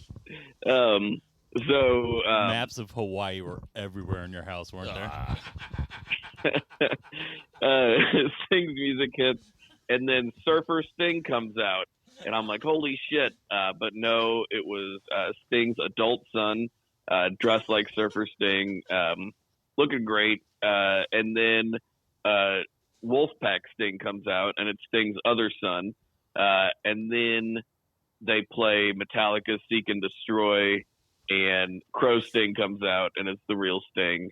And they come out, and then they just beat the shit out of the Young Bucks as a group.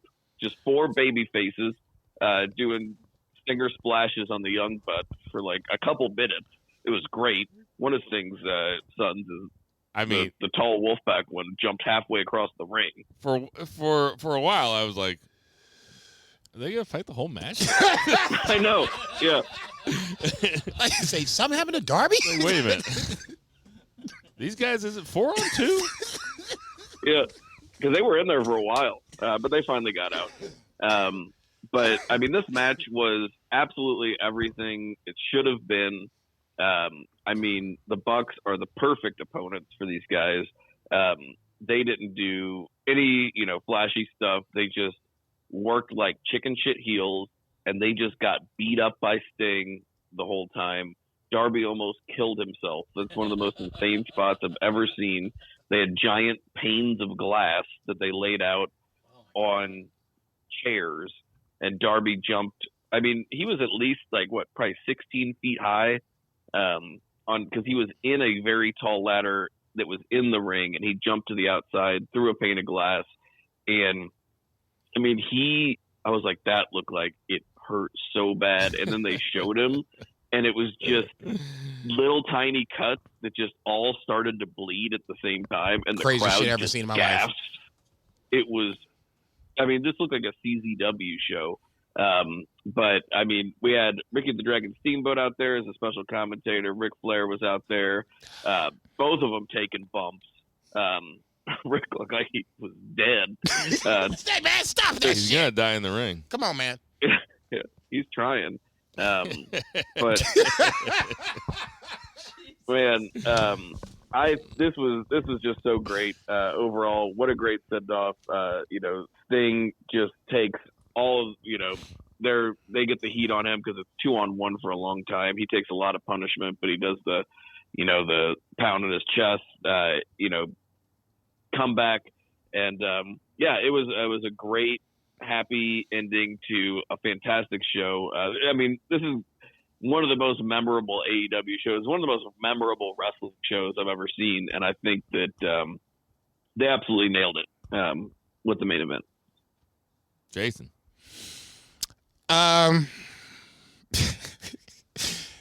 When I think of a party match, this wasn't this because this was a fucking train wreck. There was just so many just cringy spots where I'm like, don't do this. Nope, he's going to do this. Obviously, the Darby spot being the biggest of the bunch. Bucks playing the heels are always the best way to go about it. Like you, Three Beer said, great way to have them just kind of double team Sting on the throughout the match as Darby was incapacitated, and rightfully so, because I mean, I say it was like 20 feet, you know, it doesn't matter. It was a long way down. It was very little room for error. The fact that he did it and then ends up coming back into the match, I'm just like, dude, get the fuck out of here, man. You deserve to take the rest of the night off. You can, I mean, Sting's can take the Bucks by himself. We all know this. Neither here nor there. Nice little callback to the Shawn Michaels Ric Flair match where Shawn says, I'm sorry, I love you. This time it's Zach like, we're not sorry, I hate you. Zach did call that. So, I mean, all the boxes were checked. Sting, basically taking the Bucks out by himself. Check box on that as well. The only thing that I will say that was a downer on this match is they cut off Sting's farewell speech accidentally, I'm sure. Neither here nor there. I thought he was out there shooting. And say, oh, no, you don't. You ain't going to have us look like no fools tonight. Sorry, Eddie Kingston, for using the insider stuff. Eddie Kingston pulls it great. Eddie Kingston pulled the plug. No shit, that's great. No, I thought it was a great just way to send Sting off. As much as I bang on Tony Khan, and sometimes rightfully so, I think this is one of the things that I can never say that he did wrong. Sting went out the way that he probably should have. Like I said, for me as a wrestling mark, I thought Sting should lose, but that's just me. The old school way of me. I was not mad by any stretch of the imagination by the time this match ended. It ended probably the way it should have. Sting wins. He rides off into the sunset with confetti and the whole 9 yards. Sting wanted to lose, apparently. He said that he asked to lose, but nobody would let him. Fair, no, okay. Then I have one less complaint. It never once felt like he was going to lose. No. Not from one. There was no way he was going to lose that match. When he bounced back from the EVP's trigger, I was like, oh, yeah, that's definitely a wrap now. Y'all fucked up. match was so good, Pat McAfee was talking about how good it was on Raw. Couldn't believe that he said that. And couldn't believe they allowed him to say that shit. I was like, okay. Well. You think they did? You could tell Michael Cole was like, shut up. Like, Michael Cole was like, he was like, hey, congratulations to Sting. And Pat McAfee's like, did you see the match last night? Yeah, Michael Cole's like, oh, he was anyway. like, yeah, it was an incredible match last night. And I couldn't believe they said that. No. I bet McAfee was not supposed to say that. No. That's what happens when you have a Pat McAfee, though. Like, you're just going to get some stuff like that. Yeah. And it makes it better. It makes the show better. Yeah, Correct. It makes it better. Yeah, he's like, cool, go ahead. I'll go back to ESPN. Yeah, I was going to say, what you going to do? Fire me? You going to get Kevin Patrick back over here? Yeah, I don't mind getting thrown away by a side girl. I mean, listen, the Sting match was great. It was everything that I wanted it to be. So over the top. It was not the match. It wasn't even the match I was looking forward to the most on the card, but like when it came up, I was like, oh, fuck yeah, this is going to be fun. You knew that it was going to be fun. It was like the perfect amount of kickouts. It was dramatic down the stretch, even though I never felt like Sting was going to lose.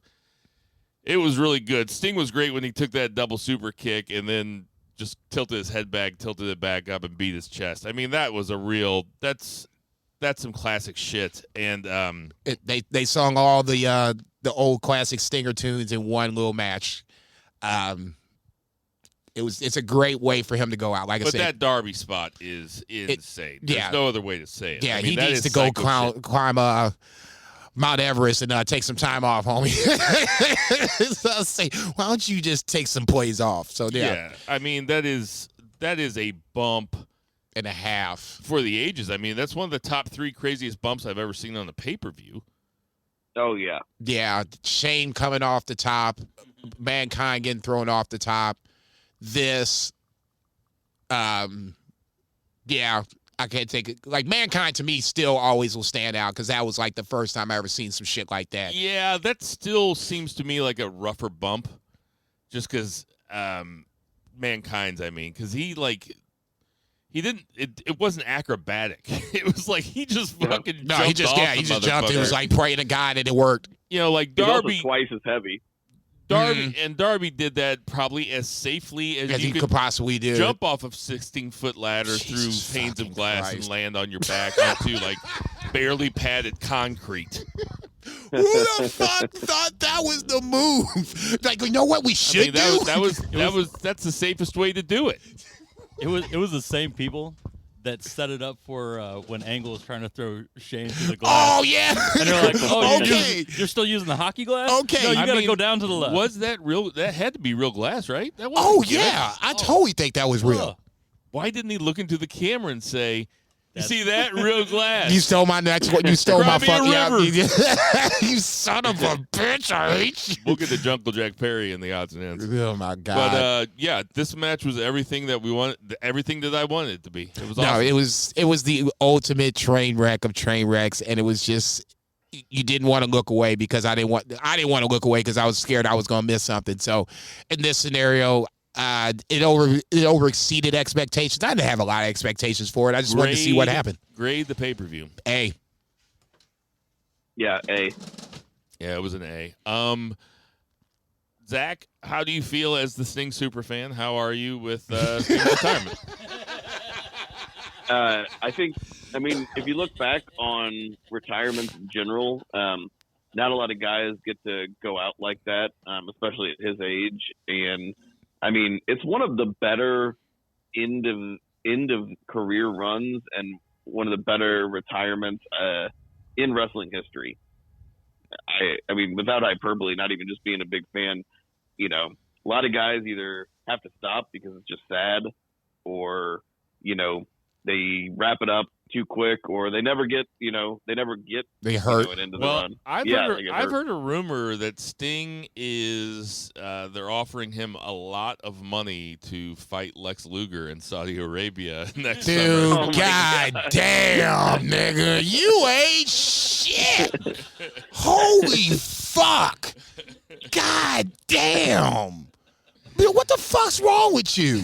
So it might not be his last match. Fuck you. And word on the street, Luger's already in.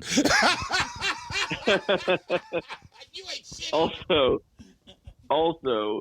I have to say, as a longtime Sting fan, it felt so vindicated, because like when I was growing up, like all it was Sting getting screwed over. He was getting screwed over by his friends. He was getting screwed over by booking.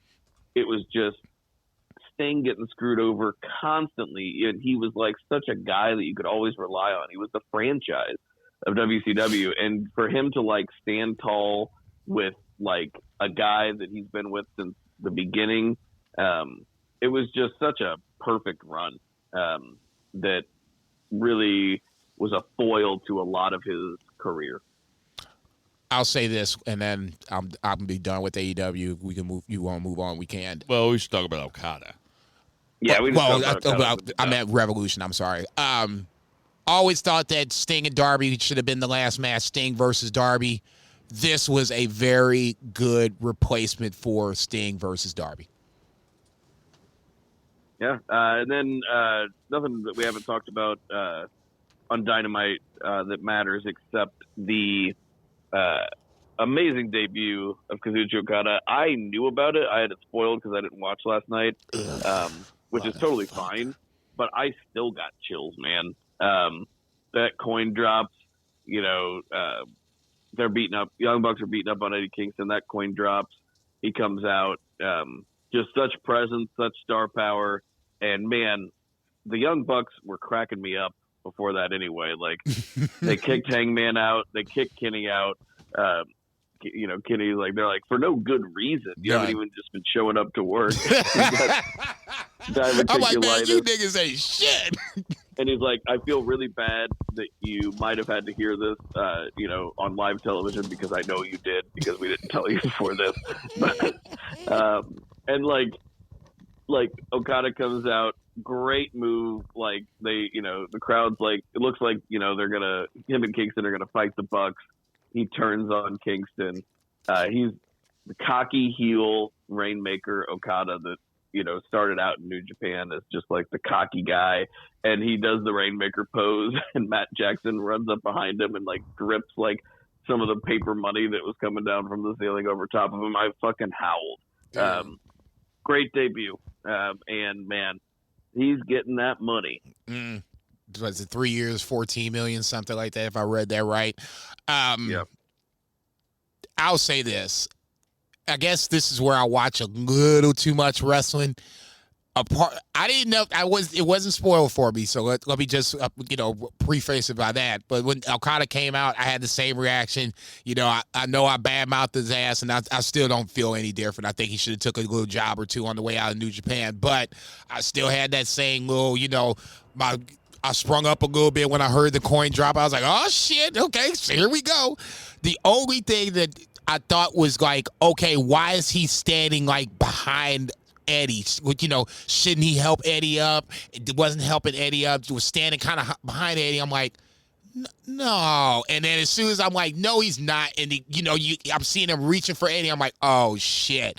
If he'd have cleanly done it, it'd have been much more impactful. And I'd have been like, oh yeah. But then he missed like a couple of times. I'm like, motherfucker, he's flipping heel. Hits him with the Rainmaker, which is, neither here nor there. Does the signal, the championship belt signal around his waist. That means that, to me, Eddie's going to drop it to Okada, which works too. Eddie's gotten his run. He's beaten Danielson, Moxley, Cardio. I mean, I'm not sure what more he can do at this point with this title. Pass it over to Okada seems like the right move to me.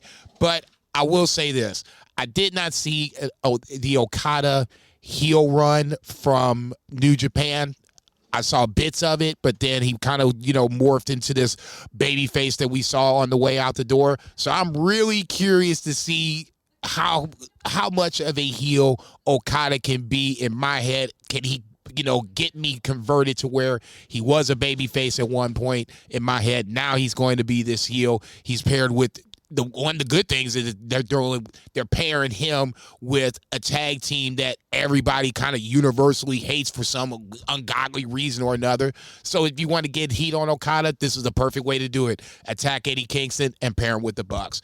For me, it's just going to take a little bit of time for me to adjust with this shit because I'm still New Japan in my head, and seeing Okada posing with the Bucks, I was like, oh, this is different. But no, I thought it was a good way for Okada to be introduced, and if you wanted to make him heel, this was the way to do it. So good on Okada. I'm curious to see what's next. All right, yeah, that's AEW. That's the 2 count. Did you want to talk about Ospreay and Kyle Fletcher or not, or did you want to talk about Okada at all? Sorry, yeah, I did want to say that Okada, bringing them in, I didn't hear what you guys said, but bringing them in as a heel was a smart move. I didn't see it happening in this segment, but when it happened in this segment, I was like, making him part of the Elite. It just puts him right into a story, and you can have dream matches, matches that you've been thinking of Okada having, but you can do it within the story. Like Zach said earlier, they immediately wrote Hangman and Omega into it pretty much. So, and Eddie Kingston, and I was like, part of me, and I'm a little biased against Eddie Kingston, not trying to be funny, but like he's not my guy. And I was like, the first guy he's gonna do the Rainmaker to is Eddie Kingston. And then I was like, well, wait a minute. That's their most over babyface. I mean, it's Eddie Kingston. I mean, the people love Eddie. It makes all the sense in the world. So I was really happy with it, and I popped for the coin drop because it was so unexpected. Yeah, I was like, all right. Say, Raggy. And I was watching it. I was watching it live. Had a relaxation sesh last night, just flipping between the NBA and wrestling. So it was. That's what's up. Yeah, it was a nice segment. I was happy with what happened, and it also makes sense bringing him in as a heel because Ospreay's your babyface. You can't bring in 2 guys like that and have them both be the same way. You could, but it sets up a natural rivalry. Then you drop Swerve down. It doesn't make any sense in my mind. But yeah, that's all I got. That'll do it for our 2 count. 1, 2, 3. All right, so for the 3 count, I want to talk about New Japan and the beginning of the New Japan Cup. And we don't have to talk too long about it. I sent you guys text messages after the first night where the matches were Yano versus Yujiro as your tournament opener, Yoshihashi versus Kenta, and Jungle Jack Perry versus Shota Umino. The big story coming out of this, and when I texted you guys, like, what the fuck is New Japan doing? Like, completely baffling. The first New Japan Cup match, having it be Yano versus Yujiro just seems, I mean, that seems like a fucking joke. No, it was a joke, all right. Like, you're going to fly Jungle Jack Perry all the way across the ocean to have him face Yano in the second round? That's who he's fighting, right? Yes. I mean, I'm going to watch the fuck out of that match. I was about to say, I don't even know why you talking shit. That's safe number one. Sounds awesome, actually. Jesus Christ. I don't know. It just. But the big news coming out of it, which Yeah, is that's what I also was gonna say. baffling, is Jungle Jack Perry is now a member of the House of Torture, who was prominent on this show. Yeah, in good and bad, or bad and bad, depending on your bad perspective. and worse. Yeah. Okay, there you go. For me, bad and worse. Yujiro Yano was what it was, full of fuckery, not a big deal. Jack Perry going over Shota Umino is more of the baffling booking that we've been seeing a lot lately from New Japan. I'm not sure why we're having some of our young stars taking steps back, some of the big stars that need to kind of help carry the banner for New Japan take steps back in situations where I don't think they kind of need to. I guess Jack Perry is. I don't know if Jack Perry's going to stay around or not. And even if he does, there's an easier way to have Shota Umino tell this story of, I guess, New Japan, or not New Japan, but House of Torture, making sure that he can't, get past them. They're always going to be around. Ren Narita, Evil, now Jack Perry. I didn't see it coming, and when it happened, I was like, well, goddamn, this shit just went from bad to worse. So, it is what it is. Zach, what you think about Jack Perry joining House of Torture, the most feared stable in all of professional wrestling? Dude, get the fuck out of here with that shit. It's Fuck off. On surface level, like, you're like, oh, we want this guy to get over as a heel and be hated. We're gonna put him with our most hated faction, but like House of Torture is hated for all the wrong reasons. Like, they don't have like good heat. X-Pac had House of Torture heat. No, Yeah, exactly. This is not the way to, a Jack Perry on Excursion sounds phenomenal.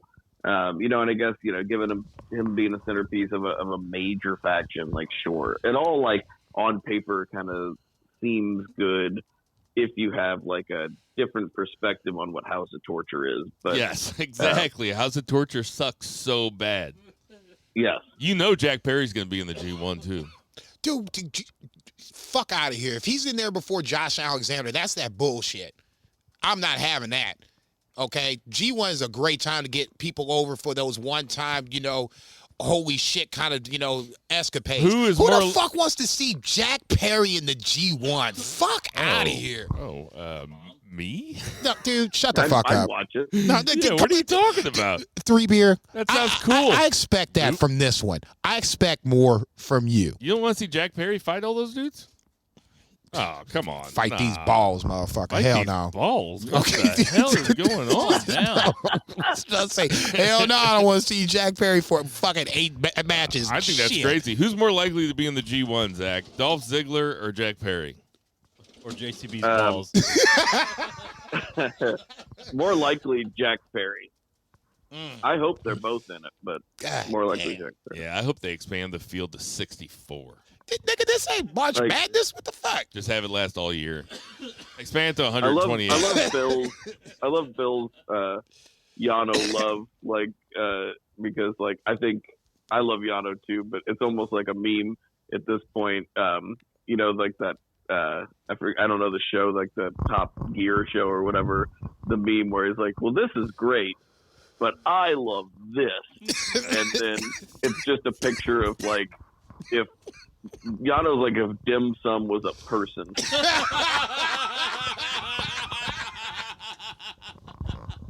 Unbelievable. Zach, great. don't miss. I don't. My love for Yano is not a meme. My love for Matt Menard is a meme. But I actually like watching Yano matches. Jesus Christ. I find him to be fucking hilarious. Hard pass. He might have the best entrance in all of wrestling. Dude, it tastes like you talk about Roman Reigns' entrance takes a while. Hi. That intro is like, dude, how many fucking things are you fucking plugging? Shut the fuck up and take the L. Hi. Dude, I really want to go to Japan like really bad. I can guarantee you that when I go, I am 100% eating at Yano's restaurant, and I hope I see him. Yes, that would be awesome. It's like near the top of my list of places I want to visit in Japan. Damn, dog. Then the second night, it was headlined by TJP versus David Finlay. Zach, did you have a chance to watch this match? It's funny. I knew I was forgetting something. I felt very accomplished. I'm like, I'm done. I'm caught up on work. I'm caught up on wrestling, and I forgot all about New Japan. So no. David Finlay goes over. What do you think about that, Jason? Did you watch it? Yeah, I watched it this afternoon. This was the day of upsets coming up to this point. Great O'Connor lost to Tongaloa. Chase Owens lost to Ishii, which was a way better match than I'd anticipated. That match was good. Yeah, I was getting ready to say that was at least 4 stars. I was like, what the fuck is going on over here? That was the best Chase Owens match in a long time. And I thought about you when I was watching this match. I was like, now see, we say, Ishii deserves his spots in, fill in the blank, G1, now in this case, New Japan, or the New Japan Cup. Chase Owens went out there and showed why he should at least be in these tournament matches. But he doesn't always do that. He doesn't have to. Shit. He should. Okay, I shouldn't. He poor doesn't choice of have words. to? Poor choice of words. I shouldn't say he doesn't have to. He's not booked to. In this scenario, this was He could try. You act like he ain't going out there. Get the fuck out of here, man. You ain't shit. You act like he rolling the ball out and was like, fuck it, I'm done. Here's that ball. I'm going to sit over here. You act like he the Good Brothers over here, man. That motherfuckers was MIA for a hot minute and still collecting checks. At least Chase always had the decency to show up to work. But he ain't got the physique. You fuck off with that shit. I was about to say, I'm good with Chase Owens winning. And with in this scenario, it's classic Ishii. He loses a banger of a match. Damn shame it's a first round match, but Chase Owens earned the dub on his birthday. God bless him for it. Happy birthday, motherfucker. Yeah, so go out and watch that match. David Finlay versus TJP was also good. David, they're still telling the story with the TJP. His little monster, his Aswang. Yeah, like some of that shines through sometimes, and it makes him a little too crazy or whatever. David Finlay ends up going over though. Pretty good match. I almost thought we were going to get 3 for 3 on the upset, so until David Finlay pulled this one out. Just on the surface, TJP, David Finlay, I thought was a good match. You referenced the Aswang red mist spray that I thought was going to turn the match around and have TJP go over, but they feel like they're getting David Finlay back on track. He's talking about winning the New Japan Cup, going after Naito, getting the IWGP title, and then going after Nick Nemeth, getting the global title back and becoming double champion. So at least it sounds like they're doing something good with David Finlay. Time will tell, but still it's just confusing how he lost the title to Nick Nemeth. Yeah. Hold on. I'm trying to pull up what the next matches are going to be. Gabe Kidd and Hikuleo versus Bolton Oleg. Takagi versus Yuya Uemura. That Shingo versus Uemura. That'll be great. Yeah, that'll be. Callum Newman versus Gabe Kidd. Yota Tsuji, Jeff Cobb. That'll be fucking cool. ELP versus Mikey Nichols. And Taichi versus Ren Narita. A couple sleepers there. Yeah, if there was no House of Torture, I'd be pretty excited for Taichi Renrita. Jeff Cobb, Tsuji sounds fucking amazing. I'm ready for a Taichi push. Now, see, I think it was last year when I said Taichi was like a sleeper for the New Japan Cup. I remember you laughing in my goddamn face. No, not me. Yes, you. No, not me. Yes, no way. you. Yes, you. No, because I wanted it to be Taichi versus Zack Sabre Jr. I wanted to be the Dangerous Tekkers against each other. I was rooting for Taichi last year. Might have been 2 years ago. 2 years ago. Fair enough. Whatever. I know we didn't do a bracket, but I will say I'm just going to go out and just call my pick now. I said it on PSP, and I'm going to just stick to my pick. I'm picking Shingo to win this thing. It's been a while since he's been in the spotlight. I think this is be a perfect time to get him back into the spotlight. And obviously, with Naito as the champion, LIJ versus LIJ would be an interesting match to watch. Former IWGP champion, it would be at least we didn't feasible. do brackets. We could do brackets from here on out. Zach, who do you think's going to win?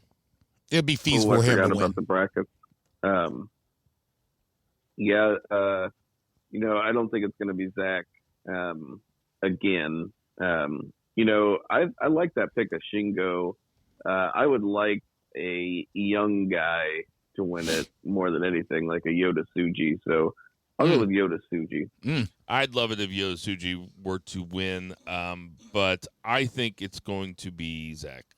I just think it's Occam's razor. I think probably overthinking it. He lost the TV title to move up the card. I mean, that had to be the idea. And so it's gone. He's away from it completely. He can move up the card. So I am picking Zack Sabre Jr. I think it's this or the G1 for him. Honestly, Brett threw that out. Brett threw that out there, and I totally agree with it. Why not? I think if he won the New Japan Cup, I don't think he beats Naito now. If he wins the G1, I think and that's really just assuming Naito runs the table the rest of the year, and I'm not even sure he does that.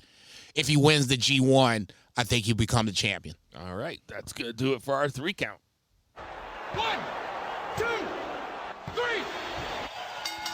Some odds and ends. William Regal makes his television return to NXT. Comes out during the No Quarter Catch crew was out there celebrating Charlie Dempsey's win of the Heritage Cup, and they have a no quarter rule where any of them can defend it at any time. This is a contrivance. This makes no sense why they're allowed to do this, and they can just say it, and yet it's perfect professional wrestling. It was called the Freebird rule back in the day. I know, but it really makes no sense. But I am cool with them doing this. And Regal comes out, and looks like they might be planting seeds for Regal to have a feud with his son, which I would be cool with because his son kind of talked back to him, and Regal said he's going to be keeping his eye on him. So I would be down with that. Can we please not have Ava be GM anymore and just put Regal right back in the GM role? He's perfect. And now it's on television. It's perfect. He is the guy to do it. Make Regal GM.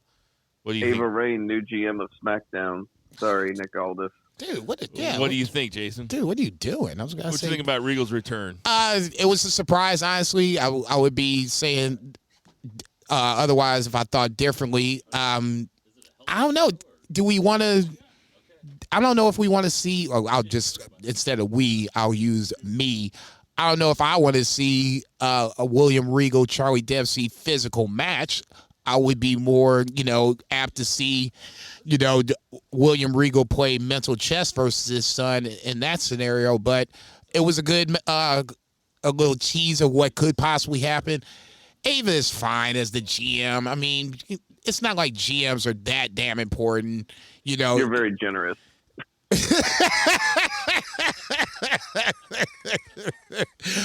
I am one of the millions, so yes, I'm going to be generous in that scenario. But I don't think it's really truly necessary to have William Regal as the GM. Is Ava a bad GM? Yeah, but I mean, it's not the worst pick I've ever seen before in my life. Come on. She's serviceable. Dude, she's going to come out in a couple months and she's going to say, War Games.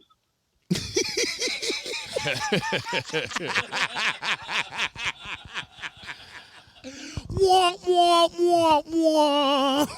They say charisma skips a generation. Ouch. Damn, dog.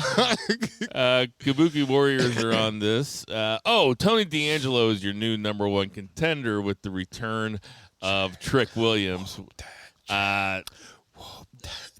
Tony D'Angelo had Trick Williams' music play, which distracted Carmelo Hayes and let him win the match. And then after he won the match, Trick actually did come out. This was fun. You know, I've expressed my reservations about Tony D'Angelo. I don't think it's a main event gimmick. Yet, he pulls it off really well. He's a fun character to watch. And, he's been dealt a couple bad hands, and it's nice to see him getting a little bit of shine here. I didn't like Tony D'Angelo then. I like him a lot more now. I like the wrestler itself. I'm going to tend to agree with you about the gimmick per se. Not a big fan of it, but I've kind of come around to it a little more. I will give you that. It's just ultimately this is time for Melo to do the right thing and put guys over on the way up to the main roster, which is fine. Trick will be the stand and deliver match. I'm already excited for that shit. That is going to be a fucking train wreck of wrestling. Dude, I cannot wait for WrestleMania weekend on both sides of the ledger, NXT and main roster. But yeah, Trick coming back, I thought he was coming out the first time. When he didn't, I was like, oh, damn, we just got played. But it sets up the finish. And then Trick coming out the second time around was just, the nice little cherry on top of the cake for that episode. And obviously we'll see the bill going forward. What you think about this, Zach? I still think that inserting Tony D'Angelo into it is convoluted. Just have Melo beat Ilya and have Trick beat Melo. Just it wrote itself. Let him book the fucking territory. That is simple and it's genius, I like it. Let's take all the fun out of everything. Make sense over here. Hey, did we talk about Danielson coming out to talk to Ospreay? We did not. I don't even think they said a word. Yeah, we didn't talk about Dynasty either. So Dynasty is coming to St. Louis, April 21st. After Will Ospreay has this match with Kyle Fletcher, which we talked about, everybody fucking loved it, right? Yeah. Very competitive. I've seen that as a slight against Will Ospreay, or against this match, that with Will Ospreay being introduced to the American audience again, like as a full-time wrestler, maybe the match shouldn't have been that competitive. I say, what the fuck are you talking about? You got to put this guy on TV and let him do what he does best. It's not about building him up to be strong. It's about showing people what a fucking Will Ospreay match looks like, because that's his biggest fucking selling point. But Danielson comes out afterwards, and we might be getting Ospreay Danielson in St. Louis, which is that's a big fucking match, man. Dude, I just bought tickets and a flight on the possibility. That's a big match. So Vice and I were talking about that. It's happening in St. Louis, which is pretty exciting too. But Danielson Ospreay is one of those matches that, I might burst into pure energy. If we can only delay it a couple weeks, I think the longer the match doesn't happen is the greater likely it happens here. And obviously that would be one of the highlight matches of AEW Dynasty. TK owes us one. I usually don't care. I'm sorry. I'm usually not like, hey, you should save this for a pay-per-view, but you should save this for a pay-per-view. Danielson Ospreay? Yeah. Oh, yeah. Oh, yeah. But, like, Tony, he's known to jump the gun. Yeah, I know. That's what I'm saying. Just if we could just let him talk some shit for the next couple weeks. You don't 60-minute draw to open Dynamite next week. Son of a bitch. Damn you, TK. But I would be but that's as much, like I said, as much as I bang on TK, we do get those nuggets of matches where Kenny Omega and Danielson open Dynamite. Okay, yeah. Can you really be mad about that? No. If you are, you're a fucking asshole. So I can't be mad about that. It's sometimes the way he books, short term, long term. I'll always have a problem with that. You know how many Thanksgivings and Christmases that I've just prayed that Zach was going to come back in town so I would have somebody to talk to at a Thanksgiving or a Christmas, and he never came back. And then Ospreay and Danielson just start sniffing each other's asses, and Zach buys a plane ticket on spec. Accurate. Guilty as charged. God damn, he said start. I needed you at those holidays. Well, hey, motherfucker, Thanksgiving's coming early. Your boy's coming in the month. Unbelievable. I have a daughter who lives in St. Louis. You say, if I ain't seeing her, I damn sure ain't coming to see your ass. You know what's sad is she's going to be on Coachella that weekend, so I'm flying back the weekend that she's out. I also want to mention that they're doing my boy Matt Menard wrong. He has a match against Killswitch on Dynamite, loses in a minute and a half, and when that motherfucker comes down the ring, or comes down the ramp, that beautiful, talented, hard-working young man comes down the ring. It says making 2024 AEW debut. That's his first fucking match. The dude doesn't even have a record. Your boy's doing commentary, dog. What you want? It's March. He came down 0-0.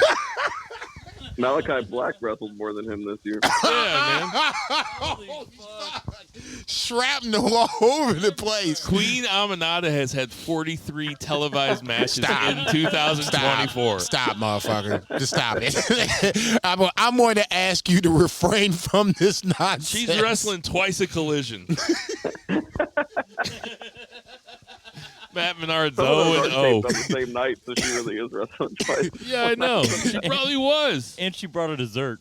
What'd you say? Matt Menard has wrestled this year. Oh, shit. We should give him a match. 0-0. Oh, how's it going out there? Oh, yeah. You're going to... Fucking Killswitch is gonna fucking slam you around for 90 seconds, then you're taking the pin. Make sure look like you're dead. Okay. And then Edge comes back, and Edge calls out Christian. I quit, man. Next week, or not next week? 2 weeks. 2 weeks. Yeah, they're gonna be in Toronto. Next week is big business, so we're gonna see Boston. Mercedes Moné. Okay, that's gonna do for our odds and ends. What if she doesn't come out? I mean, she did say, I think I saw a headline that she did an interview recently and said she has big business to attend to. Okay, so. never mind then. All right, I'll see you on Wednesday. it's like a fucking Hardy Boys novel. We got some birthdays this week. Bruce Pritchard is 61, the aforementioned Chase Owens is 34, Tyler Bate 27, Chad Gable is 38, Rick Steiner 63, Killswitch is 39, JoJo is 30, hope she's doing all right. Mae Young would have been 101, Kenta is 43, and Matt Jackson, and I know which one that is, he is 39 years old. Yeah, right.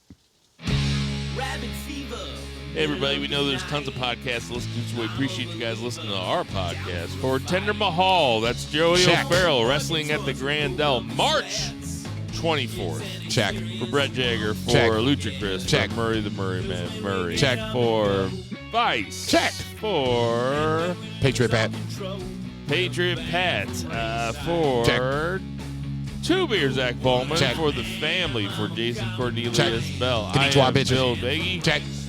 Remember that Black Lives Matter. Support Check. your local weed dealers. Check. Support your local restaurants. Check. Give your parents a call. Double check. And boo the heels. Boo, bitch.